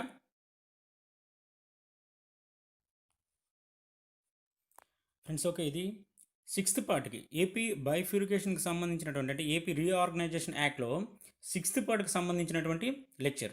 సో మనకి ఇది వచ్చేటప్పటికి ఏంటంటే మనకి స్టార్టింగ్ 47 టు మనకి స్టార్ట్ అవుతుంది, సెక్షన్ 47 నుంచి. సో దీంట్లో సెక్షన్స్ ఎక్కువగా ఉండడం వల్ల ఏంటంటే దీన్ని 2 పార్ట్స్గా డివైడ్ చేశాను. అంటే ఒకే చార్ట్లో ఉంటాయి 2 పార్ట్స్, బట్ ఎండింగ్ ఏంటంటే మనకి 67 వరకు ఉన్నటువంటి టోటల్ సెక్షన్స్ అన్నీ కూడా ఇందులో వివరించడం జరిగింది. సో ఈ 2 పార్ట్స్ అనేది మనకు ఒకటే, టోటల్ అన్నీ కూడా సిక్స్త్ పార్ట్ గురించి వివరించడం జరిగింది. సో అసలు సిక్స్త్ పార్ట్ ఇన్ఫర్మేషన్ దేని గురించి అంటే ఇది రాష్ట్రాల మధ్య ఉన్నటువంటి ఆస్తులు మరియు అప్పుల పంపిణీ కోసం ఇందులో వివరించడం జరిగింది. సో మనం స్టార్టింగ్ నుంచి చూద్దాం. సెక్షన్ 47 మనకి ఏం వివరిస్తుంది, లాస్ట్ 67 వరకు ఎటువంటి ఇన్ఫర్మేషన్ ఇందులో ఉన్నది అనేది మనం అబ్జర్వ్ చేద్దాం. సో సెక్షన్ 47కి వచ్చేటప్పటికి అపాయింటెడ్ డే తర్వాత ఉమ్మడి ఏపీకి ఉన్నటువంటి ఆస్తులు మరియు అప్పులు అనేవి న్యాయమైన పద్ధతిలో ఆంధ్రప్రదేశ్ మరియు తెలంగాణ రాష్ట్రాల మధ్య పంపిణీ చేయబడతాయి. సో ఇలా పంపిణీ చేసే దానిలో వివాదాలు కానీ తలెత్తితే ఈ వివాదాలను పరిష్కరించడం కోసం క్యాగ్ అంటే కంప్ట్రోలర్ అండ్ ఆడిటర్ జనరల్ను సంప్రదించి కేంద్ర ప్రభుత్వ ఉత్తర్వు ద్వారా వాటిని పరిష్కరించడం జరుగుతుంది.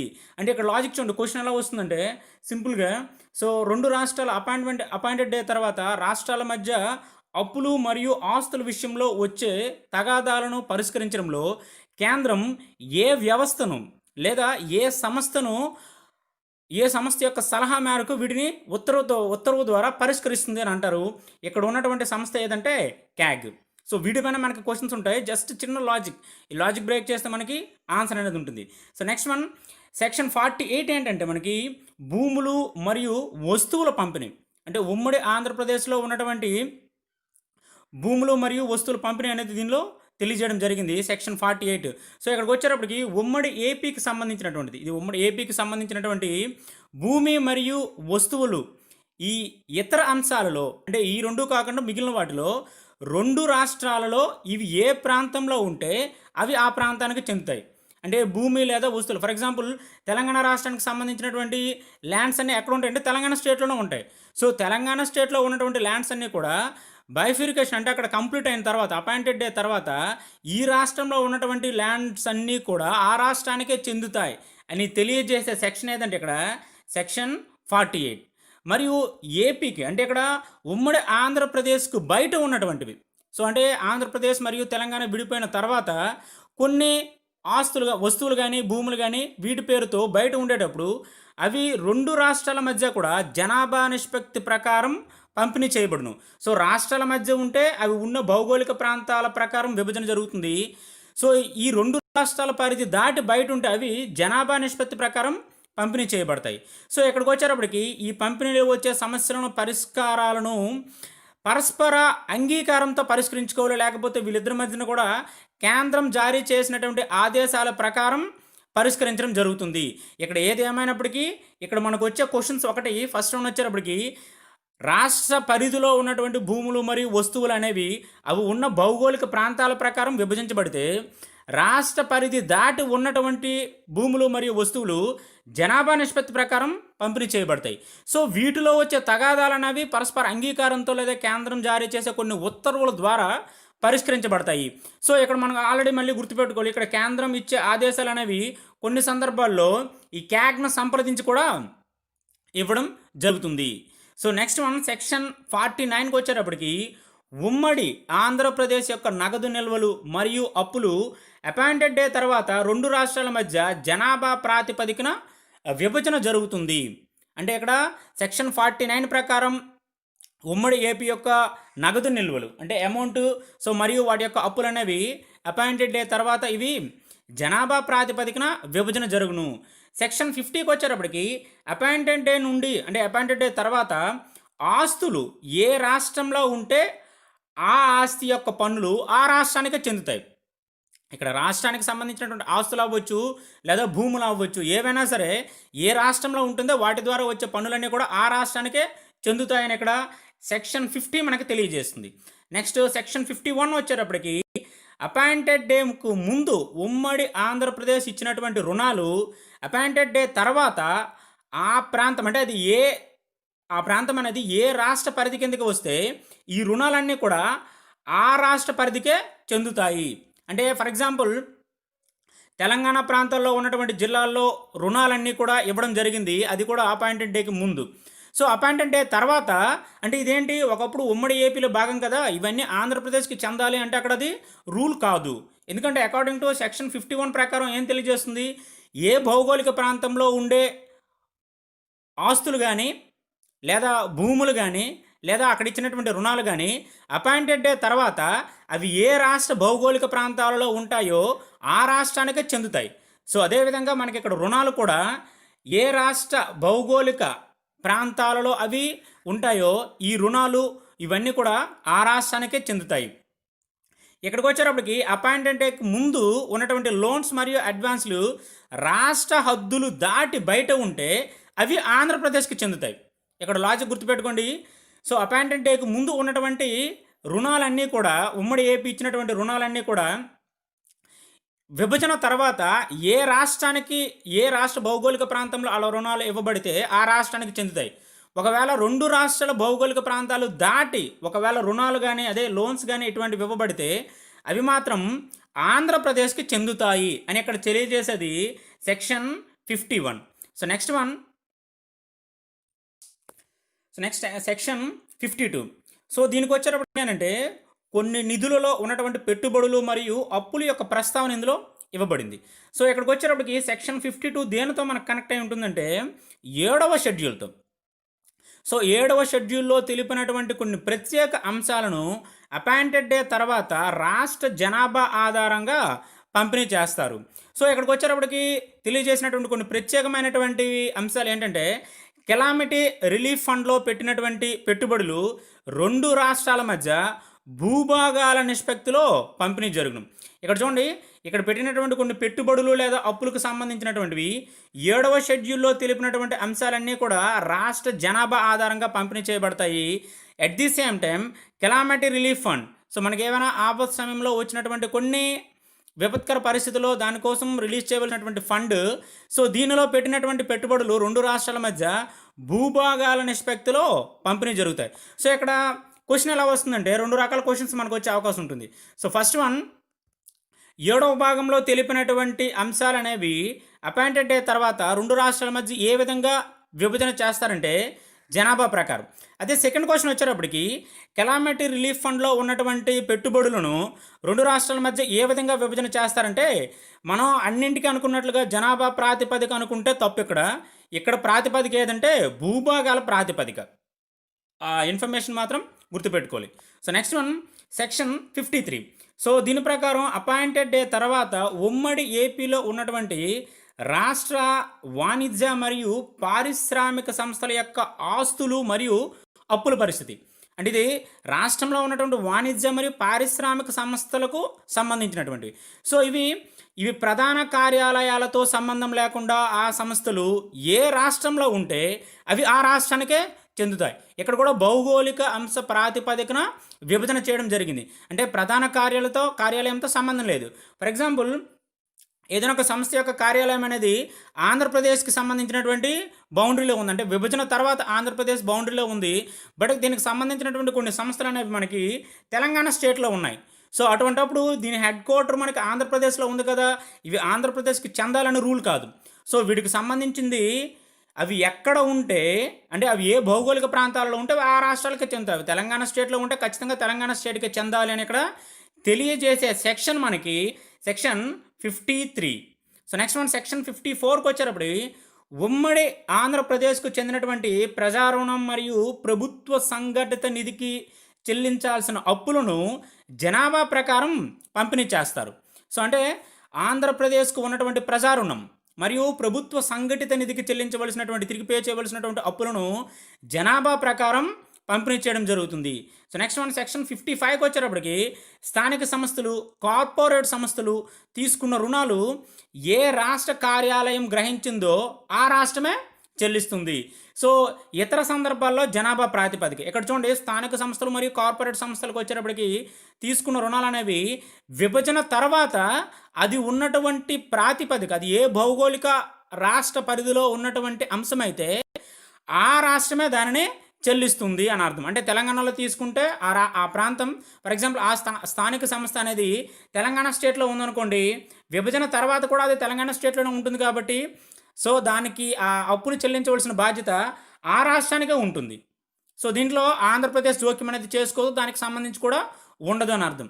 సో నెక్స్ట్ వన్ సెక్షన్ 56 వచ్చేటప్పటికి పరిమితికి మించి పొందిన ద్రవ్యం అనేది రెండు రాష్ట్రాల మధ్య జనాభా ప్రాతిపదికన చెల్లిస్తారు. అంటే రెండు రాష్ట్రాల మధ్య కూడా పరిమితికి మించి పొందినటువంటి ద్రవ్యం జనాభా ప్రాతిపదికన చెల్లించడం జరుగుతుంది. సో ఇది మనకి ఫస్ట్ చార్ట్. సెకండ్ చార్ట్ కూడా ఇందులోనే ఉంచుకోండి, డైరెక్ట్ కంటిన్యూషన్. సెక్షన్ 57కి వచ్చేటప్పటికి డిపాజిట్లు. సో ఏం డిపాజిట్లు అంటే ఇక్కడ సివిల్ లీగల్ ఫండ్ డిపాజిట్లకు సంబంధించినటువంటివి రెండు రాష్ట్రాలకి సంబంధించిన బాధ్యత. సో దీనికి వచ్చేటప్పటికి దేవాదాయ మరియు ధర్మాదాయ ఆదాయ అంశాలు అపాయింటెడ్ డే తర్వాత అవి ఏ రాష్ట్ర పరిధిలో ఉంటే ఆ రాష్ట్రానికే చెందుతాయి. అంటే ఇక్కడ భౌగోళిక అంశ ప్రాతిపదికన వీటి యొక్క డిపాజిట్ల విభజన జరిగింది. సో నెక్స్ట్ వన్ సెక్షన్ 58కి వచ్చేటప్పటికి ప్రావిడెంట్ ఫండ్. సో ఇక్కడ ప్రావిడెంట్ ఫండ్ దేనికి సంబంధించిందంటే ఉద్యోగి ఏ రాష్ట్రానికి చెందితే ఆ రాష్ట్రమే దానిని చెల్లిస్తుంది. సో ఆ వ్యక్తి తెలంగాణకైతే తెలంగాణ రాష్ట్రం, లేదా ఆంధ్రప్రదేశ్కి సంబంధించిన వాడైతే ఆంధ్రప్రదేశ్ రాష్ట్రం అనేది దాన్ని చెల్లించవలసి ఉంటుంది. సో నెక్స్ట్ వన్ సెక్షన్ 59 పింఛన్ల కోసం తెలియజేస్తుంది. సో పదవీ విరమణ చేసినటువంటి ఉద్యోగి పింఛనును 8వ షెడ్యూల్లో తెలిపిన విధంగా చెల్లిస్తారు. అంటే దీనికి సంబంధించినటువంటి అంశాలు మనకి ఎక్కడ ఉన్నాయంటే 8వ షెడ్యూల్. అంటే ఇక్కడ చూడండి 8వ షెడ్యూల్కి సంబంధించినటువంటి అంశాల ప్రస్తావన సెక్షన్ 59లో ఉంది. సో 59 దేని గురించి తెలియజేస్తుందంటే ఇక్కడ పింఛన్లు. సో నెక్స్ట్ వన్ సెక్షన్ 60కి వచ్చేటప్పటికి ఉమ్మడి ఆంధ్రప్రదేశ్ కుదుర్చుకున్నటువంటి ఒప్పందాలు మరియు వారి యొక్క బాధ్యతలు రెండు రాష్ట్రాల మధ్య జనాభా ప్రాతిపదికన విభజిస్తారు. అంటే ఇక్కడ ఒప్పందాలు కానీ వారి యొక్క బాధ్యతలు కానీ జనాభా ప్రాతిపదికన విభజన జరుగుతుంది. సో మళ్ళీ ఇది కూడా మనకి ఇంపార్టెంట్, బిట్ రూపంలో వచ్చే అవకాశంలో ఉన్న వాటిలో ఇది కూడా ఒకటి. సో నెక్స్ట్ వన్ సెక్షన్ 61కి వచ్చేటప్పటికి దావాలు. సో ఏ రాష్ట్ర పరిధిలో జరిగితే ఆ రాష్ట్రమే తప్పుకు బాధ్యత వహిస్తుంది. అంటే ఫర్ ఎగ్జాంపుల్ గవర్నమెంట్ పైన అప్పుడప్పుడు ఫైన్స్ పడడం జరుగుతూ ఉంటాయి. సో ఏ రాష్ట్ర పరిధిలో ఆ మిస్టేక్ జరిగితే ఆ తప్పుకు ఆ రాష్ట్రమే బాధ్యత వహిస్తుంది. సో ఇతర సందర్భాలలో జనాభా ప్రకారం పంపిణీ చేస్తారు. ఇక్కడ డిఫరెన్స్ గుర్తుపెట్టుకోవాలి. రాష్ట్ర పరిధిలో జరిగేటప్పుడు అది రాష్ట్ర బాధ్యత. సో ఒక్కొక్కసారి ఏంటంటే ఈ మిస్టేక్ రాష్ట్ర పరిధిని దాటి బయట నుంచి జరిగినప్పుడు దానికి సంబంధించినటువంటి అంశాలు, దానికి సంబంధించినటువంటి ఫైన్స్ కానీ ఇవన్నీ విభజన ఏ విధంగా చేస్తారంటే జనాభా ప్రాతిపదికన విభజన చేయడం జరుగుతుంది. సో నెక్స్ట్ వన్ సెక్షన్ 62కి వచ్చేటప్పటికి ఉమ్మడి ఏపీ సహకార సంఘానికి ఒక వ్యక్తికి గ్యారంటీగా ఉన్నప్పుడు ఆ కార్యకలాపాలు ఏ రాష్ట్రంలో జరిగితే ఆ రాష్ట్రం దానికి బాధ్యత వహిస్తుంది. ఇక్కడ చిన్న లాజిక్. సో ఇది వ్యక్తిది. సో అంటే ఉమ్మడి ఆంధ్రప్రదేశ్లో ఒక సహకార సంఘానికి మరియు ఒక వ్యక్తికి రుణం తీసుకోవడంలో ఆ గవర్నమెంట్ అంటే ఆంధ్రప్రదేశ్ గవర్నమెంట్ అనేది గ్యారంటీగా ఉంది. సో రాష్ట్ర విభజన జరిగిన తర్వాత ఈ కార్యకలాపాలు ఏ రాష్ట్రంలో జరిగితే ఆ రాష్ట్రమే దానికి బాధ్యత వహిస్తుంది. అంటే ఒక వ్యక్తి తెలంగాణ రాష్ట్ర భూపరిధి ప్రస్తుతం ఫర్ ఎగ్జాంపుల్ అపాయింటెడ్ డేకి ముందు హైదరాబాద్ నుంచి ఆ వ్యక్తి అంటే హైదరాబాద్ ఏరియాలో లేదా ఒక రంగారెడ్డి లేదా నిజామాబాద్ డిస్ట్రిక్ట్ నుంచి అతను ఒక సహకార సంఘానికి సంబంధించినటువంటి వ్యక్తి లోన్ తీసుకున్నాడు. గవర్నమెంట్ దానికి గ్యారంటీగా ఉంది. సో విభజన తర్వాత ఇతను తీసుకున్నటువంటి లోన్కి సంబంధించి బాధ్యత వహించే రాష్ట్ర ప్రభుత్వం ఏదంటే అక్కడ అది తెలంగాణ స్టేట్. సో తెలంగాణ రాష్ట్ర ప్రభుత్వం దానికి బాధ్యత వహిస్తుంది.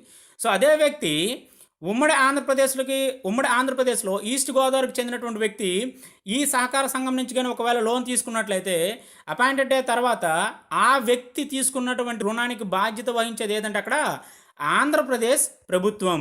ఇవి విభజన తర్వాత వర్తిస్తాయి. సో నెక్స్ట్ వన్ సెక్షన్ 63కి వచ్చేటప్పటికి ఆస్తులపై అనిశ్చితి అంశాలపై చట్టంలోని అంశాల ప్రకారం వ్యవహరించాలి. అనిశ్చితి అంశాలు ఏవైనా ఉంటే చట్టంలో ఉండే కొన్ని ప్రత్యేకమైనటువంటి అంశాల ప్రకారం వ్యవహరించవలసి ఉంటుంది. నెక్స్ట్ సెక్షన్ 64కి వచ్చేటప్పటికి ఉమ్మడి ఆంధ్రప్రదేశ్ ఆస్తులు ఎక్కడైనా ప్రస్తావించకపోతే ఇది మనకి బిట్ రూపంలో వచ్చే అవకాశం మళ్ళీ ఉంటుంది. అంటే మొత్తం ఈ యాక్ట్లో ఆంధ్రప్రదేశ్కి సంబంధించినటువంటి ఆస్తులు ఎక్కడైనా ప్రస్తావించకపోయినట్లయితే అలా ప్రస్తావించకుండా ఉన్నటువంటి ఆస్తులు ఆంధ్రప్రదేశ్కి చెందుతాయి. ఇవి ఇంపార్టెంట్ మనకి. సో నెక్స్ట్ వన్ 65 సెక్షన్ 65కి వస్తేటప్పటికి ఆస్తులు మరియు అప్పుల విషయంలో పేర్కొన్నటువంటి అంశాలు ఆంధ్రప్రదేశ్ మరియు తెలంగాణ రాష్ట్రాల మధ్య ఒప్పందం ప్రకారం పంపిణీ అవుతాయి. ఇవి చట్టంలో ఉన్నప్పటికీ కూడా, చట్టంలో జనాభా లేదా భౌగోళిక ప్రాంతాల ఆధారంగా విభజన అని చెప్పినప్పటికీ కూడా వీళ్ళ మధ్య కొన్ని అంశాలు ఒప్పందం కానీ చేసుకున్నట్లయితే ఆ ఒప్పందం ప్రకారం ఈ అంశాలు విభజన అనేది జరుగుతుంది. So next one section 66. So దీనికి వచ్చేటప్పటికి కేంద్రం సర్దుబాటు చేసే అంశాలు. సో అపాయింటెడ్ డే తర్వాత 2 రాష్ట్రాలలో 3 సంవత్సరాలలోగా ఆస్తులు మరియు లాభాల విషయంలో అభ్యర్థిస్తే కేంద్రం సర్దుబాటు చేస్తుంది. అంటే ఆస్తులు మరియు లాభాల విషయంలో 2 రాష్ట్రాల మధ్య కూడా సర్దుబాటు చేయడానికి కేంద్రానికి అధికారం కలిగి ఉంటుంది. సో నెక్స్ట్ వన్ సెక్షన్ 67కి వచ్చేటప్పటికి చెల్లించాల్సిన నిధులు. సో చట్టం ప్రకారం ఒక రాష్ట్రం మరొక రాష్ట్రానికి చెల్లించాల్సిన నిధులు తమ సంఘటిత నిధి నుంచి చెల్లిస్తారు. ఇది మనకి మళ్ళీ ఇంపార్టెంట్. సో అంటే అపాయింటెడ్ డే తర్వాత 2 రాష్ట్రాల మధ్య చెల్లించవలసినటువంటి నిధులు, అంటే ఒక రాష్ట్రం మరొక రాష్ట్రానికి చెల్లించవలసినటువంటి నిధులు ఏ నిధి నుంచి సంగ్రహిస్తారు లేదా ఏ నిధి నుంచి వాటిని ట్రాన్స్ఫర్ చేస్తారంటే సంఘటిత నిధి నుంచి ట్రాన్స్ఫర్ చేయడం జరుగుతుంది. సో నెక్స్ట్ వన్ నూతన రాష్ట్రాలకు, అంటే కేంద్రం నూతన రాష్ట్రాలకు చెల్లించవలసినటువంటి నిధులు కూడా సంఘటిత నిధి నుంచే చెల్లిస్తుంది. అయితే కేంద్రానికి మరియు రాష్ట్రాలకి రెండింటికి కూడా వర్తిస్తుంది. ఇక్కడ క్వశ్చన్ ఎలా వస్తుందంటే సింపుల్గా సెక్షన్ 69 ప్రకారం నిధులు చెల్లించడం అనేది జరుగుతుంది కదా. సో ఈ నిధులు ఎక్కడ నుంచి చెల్లిస్తారు లేదా ఏ నిధి నుంచి చెల్లిస్తారంటేవి సంఘటిత నిధి నుంచి చెల్లించడం జరుగుతుంది. సో ఇది ఫ్రెండ్స్ ఓవరాల్గా 6వ భాగానికి సంబంధించినటువంటి కంప్లీట్ చార్ట్ ఇది. ఓకే ఫ్రెండ్స్, ఇది 7వ భాగానికి సంబంధించినటువంటి లెక్చర్ ఇది. సో అంటే ఆంధ్రప్రదేశ్ పునర్వ్యవస్థీకరణ చట్టంలో ఉన్నటువంటి 7వ భాగం. ఇది దేని గురించి వివరిస్తుందంటే కార్పొరేషన్లకు సంబంధించినటువంటి అంశాలు. సో కార్పొరేషన్కి సంబంధించినటువంటి అంశాలు మనకి 7వ భాగంలో ఉండడం జరుగుతుంది. సో మనకి ఇది ఎక్కడి నుంచి అంటే section number 68 to section number 75 వరకు ఉన్నటువంటి అంశాలన్నీ కూడా 7వ భాగానికి సంబంధించినటువంటివి. సో ఇంతకుముందు 6 భాగాల ప్రస్తావన అనేది చెప్పడం మరియు వీడియోలో తెలియజేయడం జరిగింది. ఎవరైనా కొత్తగా వీడియోని చూస్తున్నట్లయితే ప్లేలిస్ట్లోకి వెళ్ళారంటే మీకు కనిపిస్తుంది. సో డైరెక్ట్గా లెక్చర్లోకి వెళ్దాం. So first one section 68. So section 68 మనకి దేని గురించి తెలియజేస్తుందంటే కార్పొరేషన్ మరియు కంపెనీలకు సంబంధించినటువంటి నిబంధనలు. సో ఈ నిబంధనలు ఏంటంటే 9వ షెడ్యూల్లో పేర్కొన్నటువంటి వివిధ కంపెనీలు మరియు కార్పొరేషన్లు అపాయింటెడ్ డే తర్వాత అవి ఏ ప్రాంతంలో పనిచేస్తున్నాయో ఆ ప్రాంతాల్లోనే పనిచేస్తాయి. అంటే ఇక్కడ భౌగోళిక ఆధారంగా వాటి యొక్క విభజన జరిగింది. సో భౌగోళిక ఆధారంగా అంటే అవి తెలంగాణ రాష్ట్ర పరిధిలో వర్క్ చేస్తున్నట్లయితే ఆ రాష్ట్రానికి, ఆంధ్రప్రదేశ్ రాష్ట్రంలో వర్క్ చేస్తుంటే ఆ రాష్ట్రానికి చెందుతాయని మనకి సెక్షన్ 68 తెలియజేస్తుంది. మరి వీడి యొక్క ప్రస్తావన మనకి 9వ షెడ్యూల్లో ఉంది. So next one section 68 class 2కి వచ్చేటప్పటికి కంపెనీల ఆస్తుల హక్కుల సెక్షన్ 54లో పేర్కొన్న ప్రకారం 2 రాష్ట్రాల మధ్య అపాయింటెడ్ డే తర్వాత వీటి పంపిణీ జరుగుతుంది. సో ఇక్కడికి వచ్చేటప్పటికి కంపెనీ ఆస్తులు వీటి యొక్క ప్రస్తావన అనేది మనకి ఏం చెప్పాం, మనకి జనాభా ప్రాతిపదికన, కొన్ని సందర్భాల్లో భౌగోళిక అంశాల ప్రాతిపదికన. సో అంటే అక్కడ తెలియజేసినటువంటి అంశాల ప్రాతిపదికన విభజన జరగాలి. సో నెక్స్ట్ వన్ సెక్షన్ 69కి వచ్చేటప్పటికి నీటి సరఫరా, విద్యుత్ యొక్క ఉత్పత్తి మరియు వాటి యొక్క సరఫరాకు సంబంధించినటువంటి అంశాలు. సో రాష్ట్రం వెలుపల నుండి ఆ రాష్ట్ర ప్రయోజనాలను భంగం కలిగించే నీటి సరఫరా మరియు విద్యుత్ ఉత్పత్తి, ఆ విద్యుత్ సరఫరా ఇటువంటి ఉంటే కేంద్రం నియమించబడినటువంటి కమిటీ 2 రాష్ట్రాలను సంప్రదించిన తర్వాత ఉత్తర్వులను జారీ చేస్తుంది. ఈ కేంద్రం జారీ చేసినటువంటి ఈ ఉత్తర్వులను 2 రాష్ట్రాలు పాటించి తీరాలి. అంటే ఇక్కడ చూడండి సెక్షన్ 69కి వచ్చేటప్పటికి ఏంటంటే నీటి సరఫరా, విద్యుత్ ఉత్పత్తి, విద్యుత్ సరఫరాకు సంబంధించినటువంటి అంశాలకు కేంద్రం నియమించినటువంటి కమిటీ యొక్క ఉత్తర్వులు జారీ చేస్తే ఇవి 2 రాష్ట్రాలు కూడా పాటించి తీరాలి. అంటే ఇది కంపల్సరిగా చేయవలసినటువంటి సెక్షన్. నెక్స్ట్ సెక్షన్ 70కి వచ్చేటప్పటికి AP state financial corporation. So దీనికి వచ్చేటప్పటికి ఏంటంటే 70 క్లాజ్ 1కి వచ్చేటప్పటికి state financial corporation act 1951.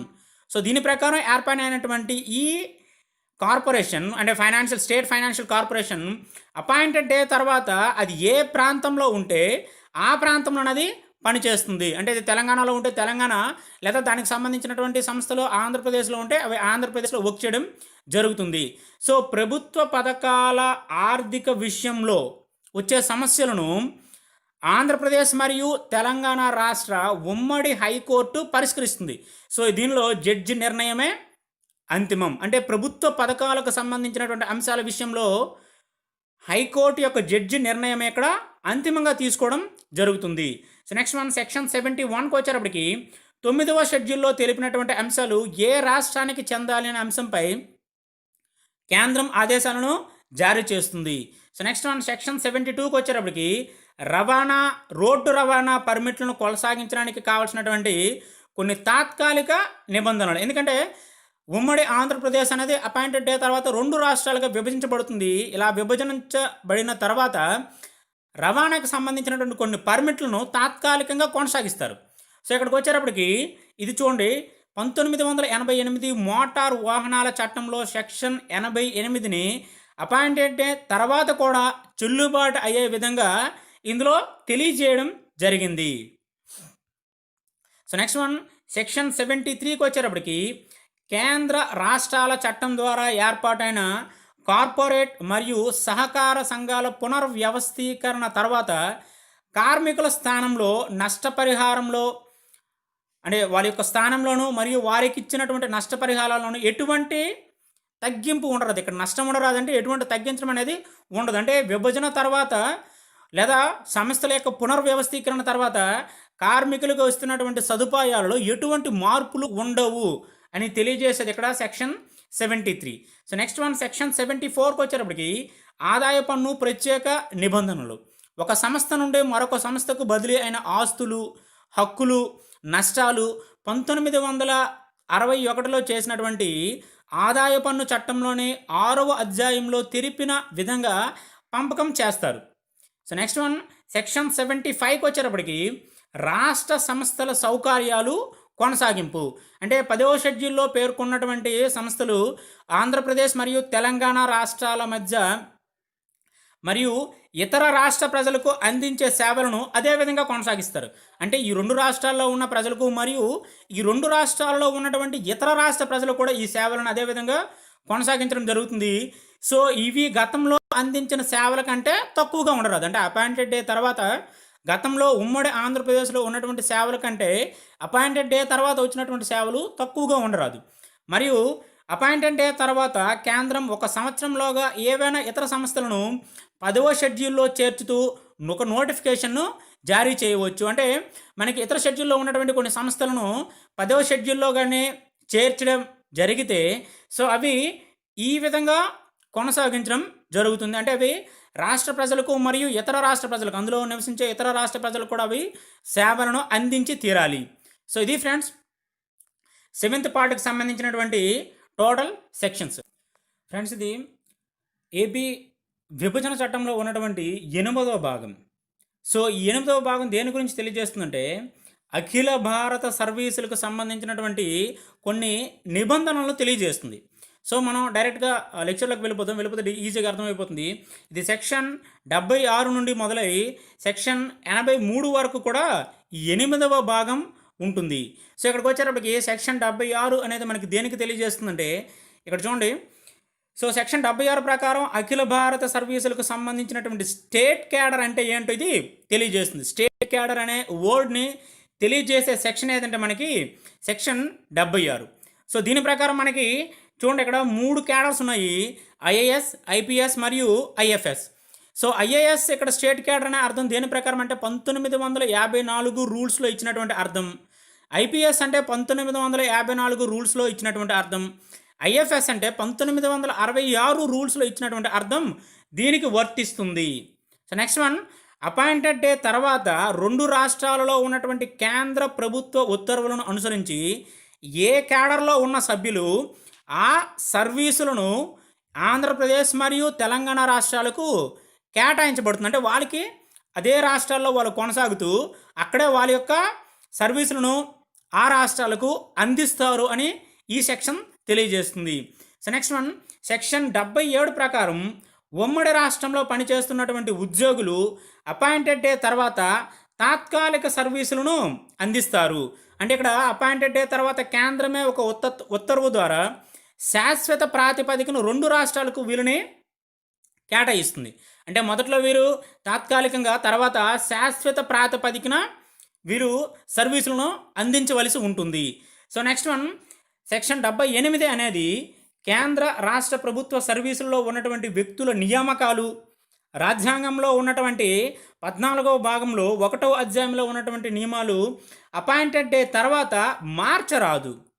So అంటే ఈ 2 రాష్ట్రాలకు కేటాయించినటువంటి సర్వీసులను సవరించాలంటే 2 రాష్ట్రాలు తప్పనిసరిగా సంప్రదించి తీరాలి. అంటే దీనిలో మార్పులు అనేది చేయడానికి వీలు లేదు.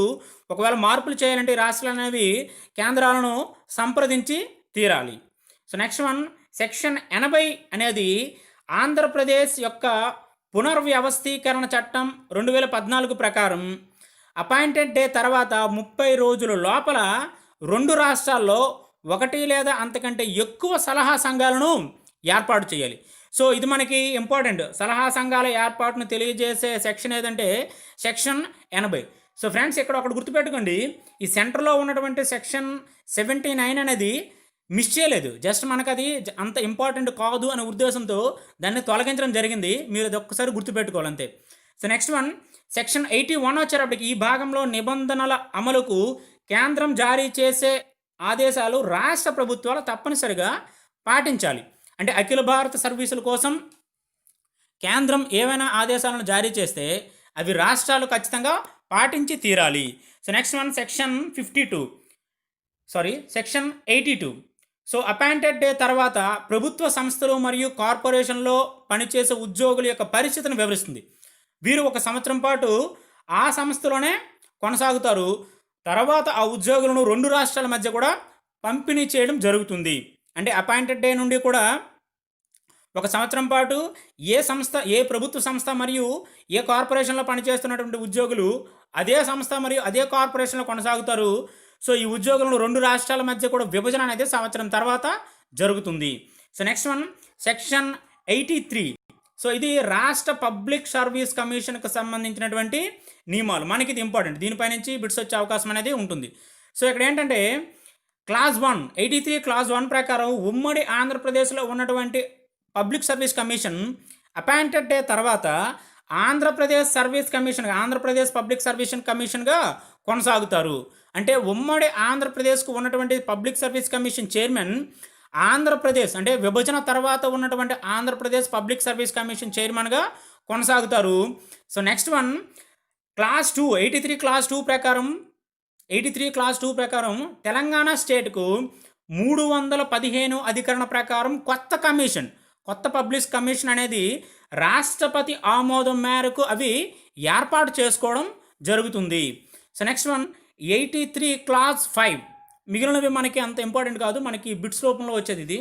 సో అపాయింటెడ్ డేకు ముందు కమిషన్కు చెందినటువంటి నివేదికలను అధికరణ 323 ప్రకారం ఆంధ్రప్రదేశ్ మరియు తెలంగాణ రాష్ట్రాలకు చెందినటువంటి గవర్నర్కు ఇవ్వబడుతుంది. ఇప్పుడు మనకి ఉమ్మడి గవర్నర్ ఉన్నాడు కాబట్టి ప్రాబ్లం లేదు. ఒకవేళ గవర్నర్ సెపరేట్గా ఉంటే ఆంధ్రప్రదేశ్కు మరియు తెలంగాణకు వేరేగా ఉన్నప్పుడు సో ఆ గవర్నర్కి అవి ఇవ్వడం జరుగుతుంది. సో ఇది ఫ్రెండ్స్ ఓవరాల్గా 8వ భాగానికి సంబంధించినటువంటి కొన్ని ముఖ్యమైనటువంటి సెక్షన్స్. ఓకే ఫ్రెండ్స్, ఇది ఆంధ్రప్రదేశ్ పునర్వ్యవస్థీకరణ చట్టంలో ఉన్నటువంటి 9వ భాగం. సో 9వ భాగం దేని గురించి వివరిస్తుందంటే జలవనరుల నిర్వహణ మరియు వాటి యొక్క అభివృద్ధి. సో డైరెక్ట్గా మనం లెక్చర్లోకి వెళ్దాం, 1 by 1 అబ్జర్వ్ చేస్తే అర్థమవుతుంది. So first one, section 84. So section 84 అనేది కృష్ణా మరియు గోదావరి నదీ జలాలకు సంబంధించినటువంటి ఎపెక్స్ కౌన్సిల్ కోసం వివరిస్తుంది. సో దీంట్లో క్లాస్ 1 అనేది ఏంటి వివరిస్తుంది అనేది మనం చూసుకోవాలి, ఎక్కువ ఇంపార్టెంట్ కూడా ఇదే. మనకి 84 క్లాస్ 1 ప్రకారం అపాయింటెడ్ డే తర్వాత సో కృష్ణా మరియు గోదావరి నదీ జలాల యాజమాన్య బోర్డులను కేంద్రం ఏర్పాటు చేయాలి. అంటే ఇక్కడ చూడండి క్వశ్చన్ ఎలా వస్తుందంటే అపాయింటెడ్ డే తర్వాత కృష్ణా మరియు గోదావరి యొక్క నదీ జల బోర్డులను ఏర్పరిచే అధికారం లేదా ఏర్పాటు చేసే అధికారం ఎవరికి ఉంటుందంటే కేంద్రంకు ఉంటుంది, రాష్ట్రాలకు ఉండదు. సో ఈ 2 బోర్డులపై ప్రత్యేక ఎపెక్స్ కౌన్సిల్ను కూడా ఏర్పాటు చేయాలి. ఈ ప్రత్యేక ఎపెక్స్ కౌన్సిల్ను కూడా మనకి కేంద్రమే ఏర్పాటు చేస్తుంది తప్ప రాష్ట్రాలకు సంబంధం ఉండదు. సో నెక్స్ట్ మన క్లాస్ 2కి వచ్చేటప్పటికి ఈ ఎపెక్స్ కౌన్సిల్లో ఉన్నటువంటి కొంతమంది సభ్యులు. సో దీనికి అధ్యక్షుడిగా ఎవరుంటారంటే కేంద్ర జల వనరుల మంత్రి. సో కేంద్ర స్థాయిలో ఉన్నటువంటి జల వనరుల మంత్రి దీనికి అధ్యక్షుడిగా ఉంటారు. సభ్యులు ఆంధ్రప్రదేశ్ మరియు తెలంగాణ రాష్ట్రాలకు చెందినటువంటి ముఖ్యమంత్రులు.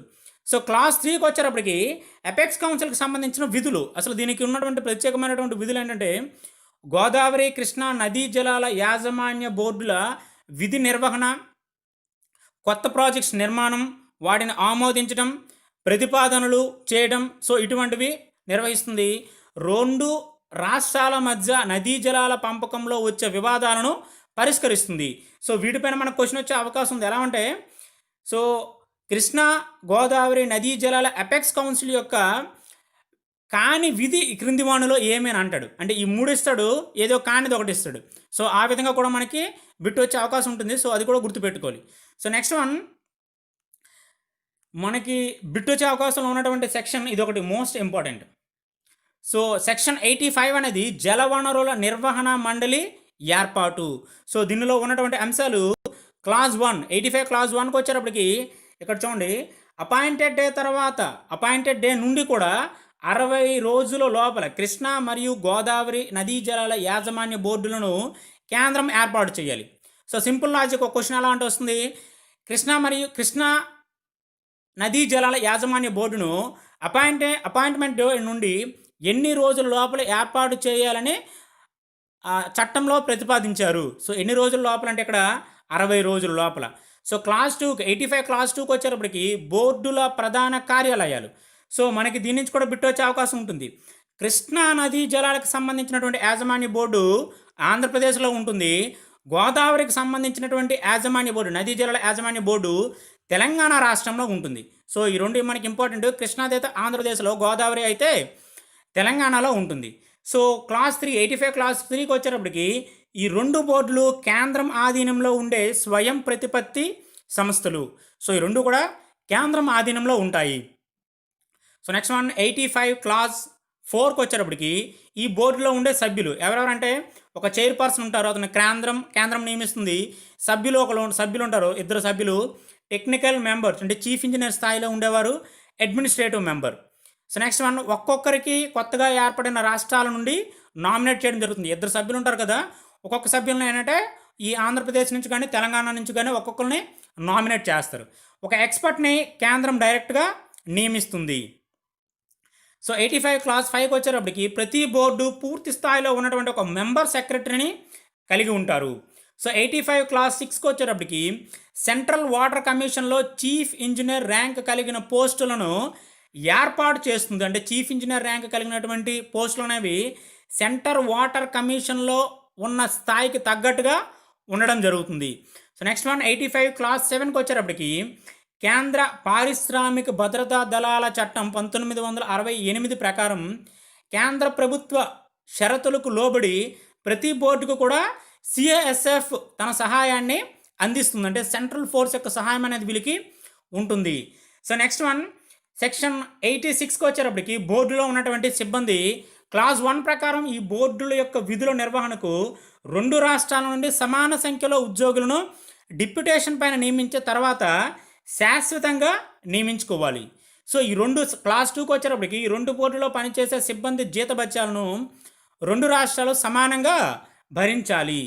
సో నెక్స్ట్ వన్ సెక్షన్ 87కి వచ్చేటప్పటికి బోర్డు యొక్క అధికార పరిధి. సో ఇది ఏ విధంగా ఉంటుందంటే అంతర్రాష్ట్ర నదీ జలాల వివాదాల చట్టం 1956 ప్రకారం కేంద్రం నోటిఫై చేసినంత వరకు కృష్ణా గోదావరి నదులపై బోర్డులు అధికారాన్ని కలిగి ఉంటాయి. అంటే ఆ పేరుతో ఏర్పాటు చేయబడినటువంటి బోర్డులు వీటిపైన అధికారాన్ని కలిగి ఉంటాయి. సెక్షన్ 88 ప్రకారం బోర్డు యొక్క రెగ్యులేషన్ అధికారాలు.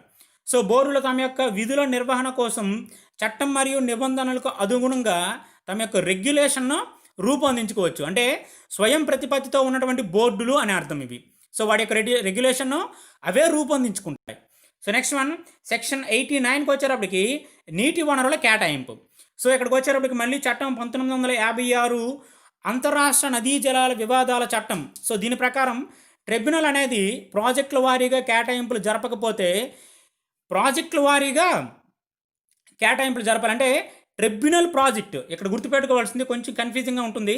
సో ఇది ట్రిబ్యునల్ ప్రాజెక్టు వారీగా కేటాయింపులు జరగకపోతే ఉన్న ప్రాజెక్టులు, అక్కడ ఉన్నటువంటి ప్రాజెక్టుల ఆధారంగా కేటాయింపులు జరగాలి. మరొకసారి, సో ఇక్కడ ఈ నీటి వనరుల కేటాయింపు ఏ విధంగా అంటే ట్రిబ్యునల్ ప్రాజెక్టు వారీగా.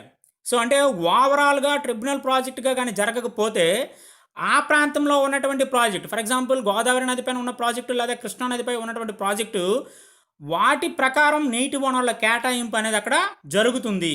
సో నీటి లభ్యత తక్కువగా ఉన్నప్పుడు ప్రాజెక్టుల వారీగా నీటిని విడుదల చేయడానికి ఆపరేషన్ ప్రోటోకాల్ చేయబడును. సో అంటే దీనిలో నీటి లభ్యత తక్కువగా ఉన్నప్పుడు మాత్రమే ఈ పరిస్థితి ఆపరేషన్ ప్రోటోకాల్ అనేది చేయబడుతుంది. సో నెక్స్ట్ వన్, సెక్షన్ 90 అనేది జాతీయ ప్రాజెక్టుగా పోలవరం. సో ఇక్కడికి వచ్చేటప్పటికి క్లాజ్ 1, 90 క్లాజ్ 1కి వచ్చేటప్పటికి పోలవరం ప్రాజెక్టును జాతీయ ప్రాజెక్టుగా ప్రకటిస్తారు. క్లాస్ 2కి వచ్చేటప్పటికి పోలవరం అభివృద్ధి మరియు దాని యొక్క నిర్మాణం యొక్క బాధ్యతలు కేంద్రం స్వీకరిస్తుంది. దీని యొక్క ప్రధాన లక్ష్యం ఏంటంటే నీటిపారుదల. దీనిపైన లాస్ట్ టైం ఒక బిట్ ఒకటి ఇచ్చాడండి.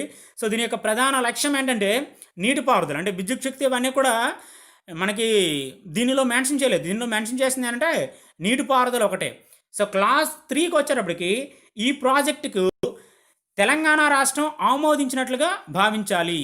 సో నెక్స్ట్ వన్, క్లాస్ 4కి వచ్చేటప్పటికి పర్యావరణ మరియు అటవీ పునరావాస అనుమతులు కేంద్ర ప్రభుత్వమే సాధించుకోవాలి. సో అంటే అపాయింటెడ్ డే తర్వాత తెలంగాణ రాష్ట్రం దీనిపైన పాజిటివ్ రెస్పాన్స్ ఇచ్చింది అని అర్థం, మరియు కేంద్రమే దీని యొక్క నిర్మాణ బాధ్యతలను స్వీకరిస్తుంది కాబట్టి కేంద్రమే ఈ అటవీ పునరావాస అనుమతులను సాధించవలసి ఉంటుంది. నెక్స్ట్ వన్, క్లాస్ 91కి వచ్చేటప్పటికి తుంగభద్ర బోర్డు ఏర్పాటు. సో అపాయింటెడ్ డే తర్వాత 2 రాష్ట్రాల ఉమ్మడి ఆంధ్రప్రదేశ్ స్థానాన్ని ఇది పూరిస్తుంది.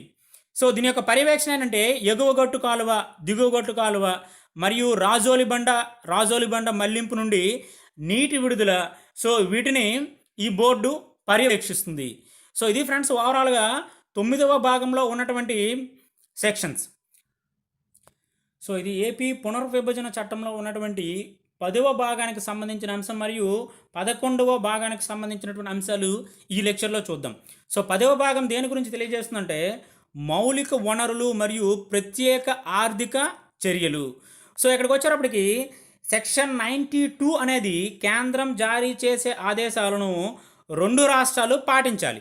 సో అంటే 12వ షెడ్యూల్లో పేర్కొన్నటువంటి బొగ్గు, సహజ వాయువు, విద్యుత్ ఉత్పత్తి మరియు వాటి యొక్క సరఫరా, పంపిణీ, వీటిని కేంద్రం ఆదేశాల ప్రకారం నిర్వహించవలసి ఉంటుంది.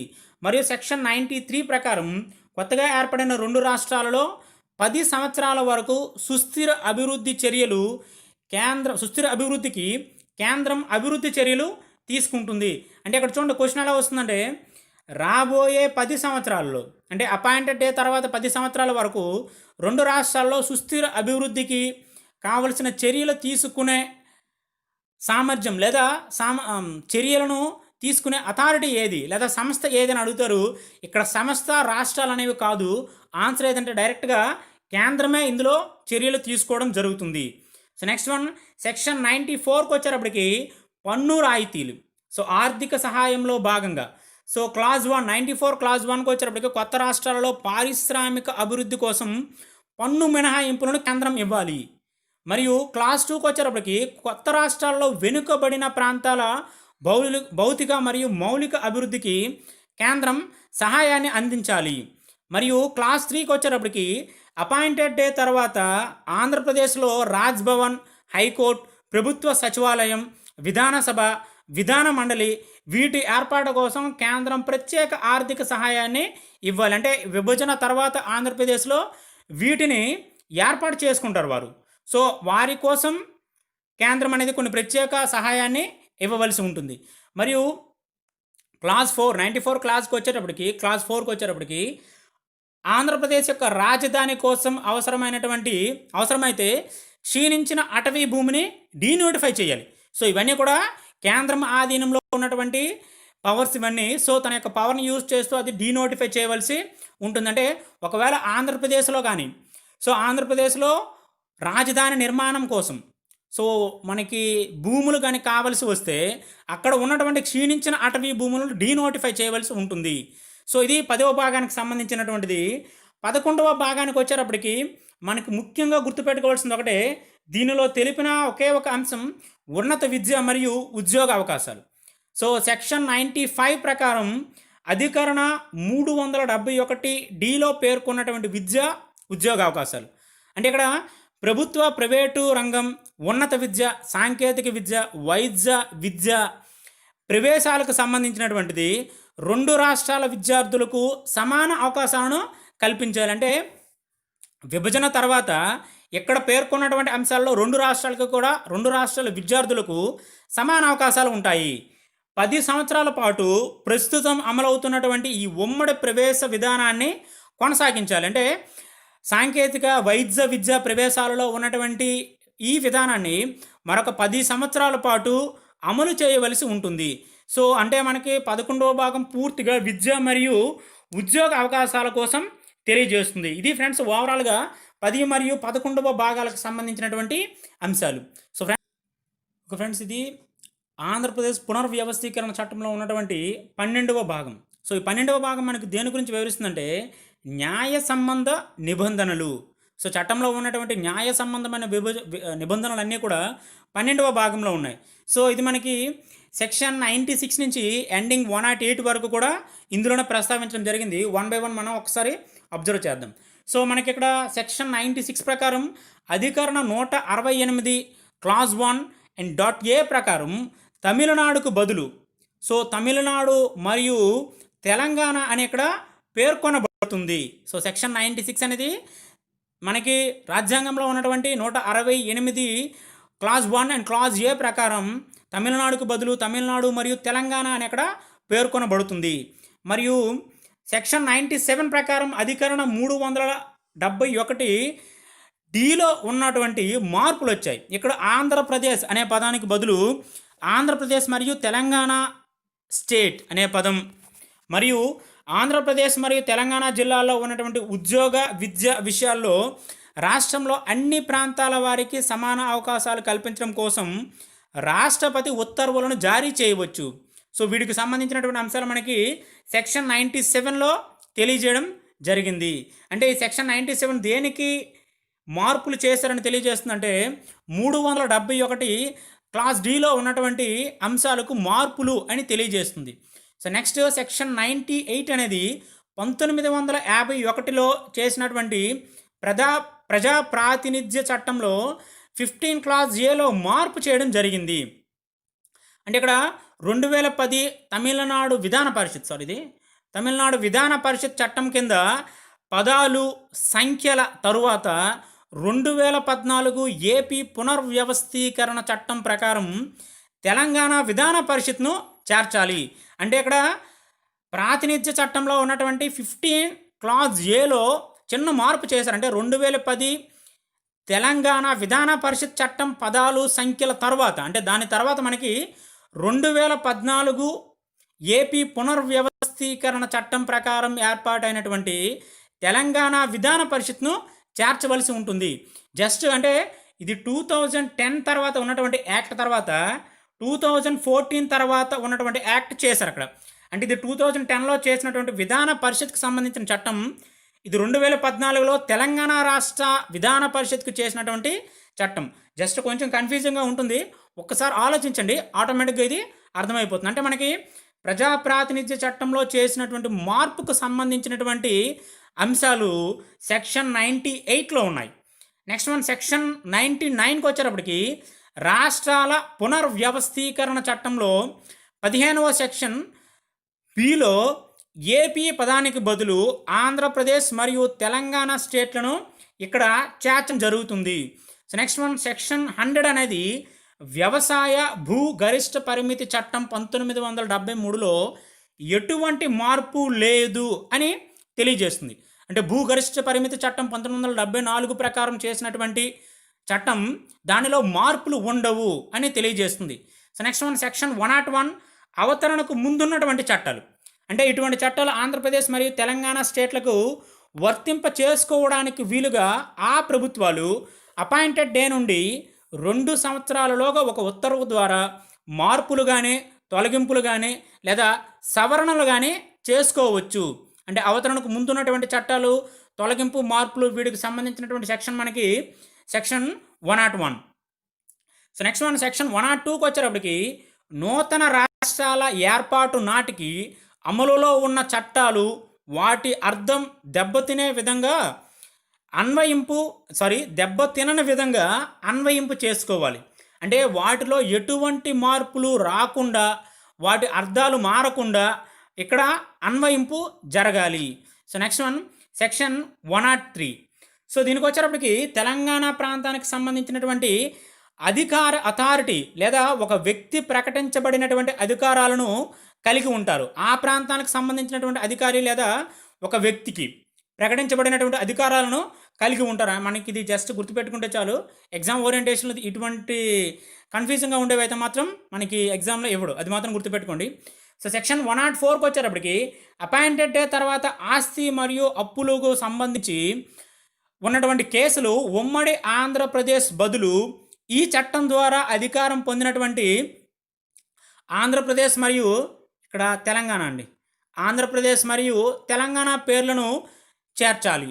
సో నెక్స్ట్ వన్ సెక్షన్ 105కి వచ్చేటప్పటికి విభజనకు ముందు ఏదైనా న్యాయస్థానం అంటే హైకోర్టులో పెండింగ్లో ఉన్నటువంటి ప్రొసీడింగ్స్ తెలంగాణ రాష్ట్రానికి చెందినవి అయితే అవి తెలంగాణ రాష్ట్రంలో సమాన అధికార పరిధి కలిగినటువంటి న్యాయస్థానానికి బదిలీ అగును. అంటే ఉమ్మడి ఆంధ్రప్రదేశ్లో ఉన్నటువంటి కొన్ని కేసులు డిస్ట్రిక్ట్ స్థాయిలో ఉంటే డిస్ట్రిక్ట్, హైకోర్టులో ఉంటే హైకోర్టు, ఇంకా కింది స్థాయి కోర్టులో ఉంటే క్రింది స్థాయి కోర్టులో కేసులు ఉన్నాయనుకోండి, అపాయింటెడ్ డే తర్వాత సేమ్ వాటి అధికార పరిధితో సమానంగా ఉండే కోర్టులకు అవి బదిలీ చేయబడతాయి.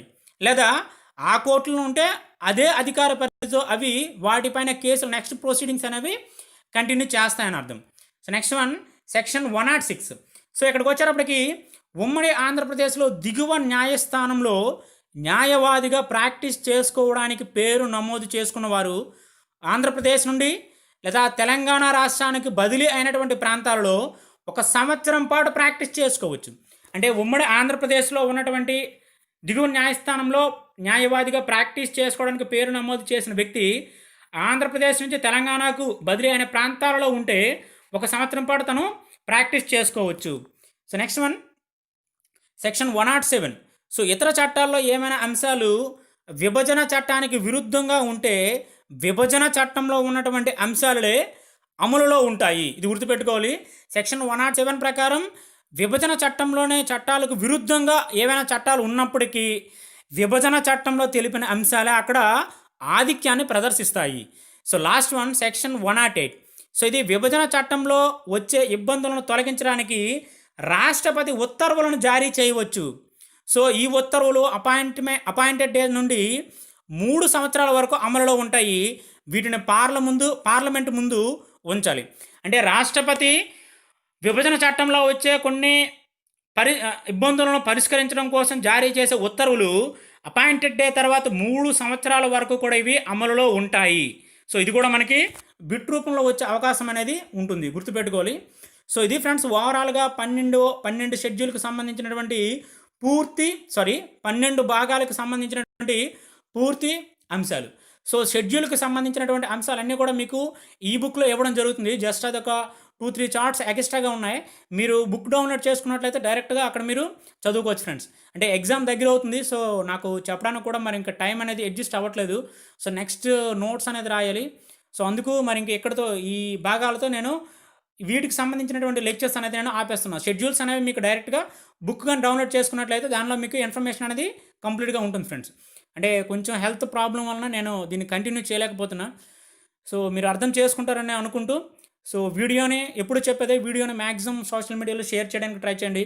సో సిన్సియర్గా ప్రిపేర్ అయ్యే వాళ్ళకి అది యూస్ఫుల్గా ఉంటుందని నా opinion friends. So thank you friends, thank you for watching.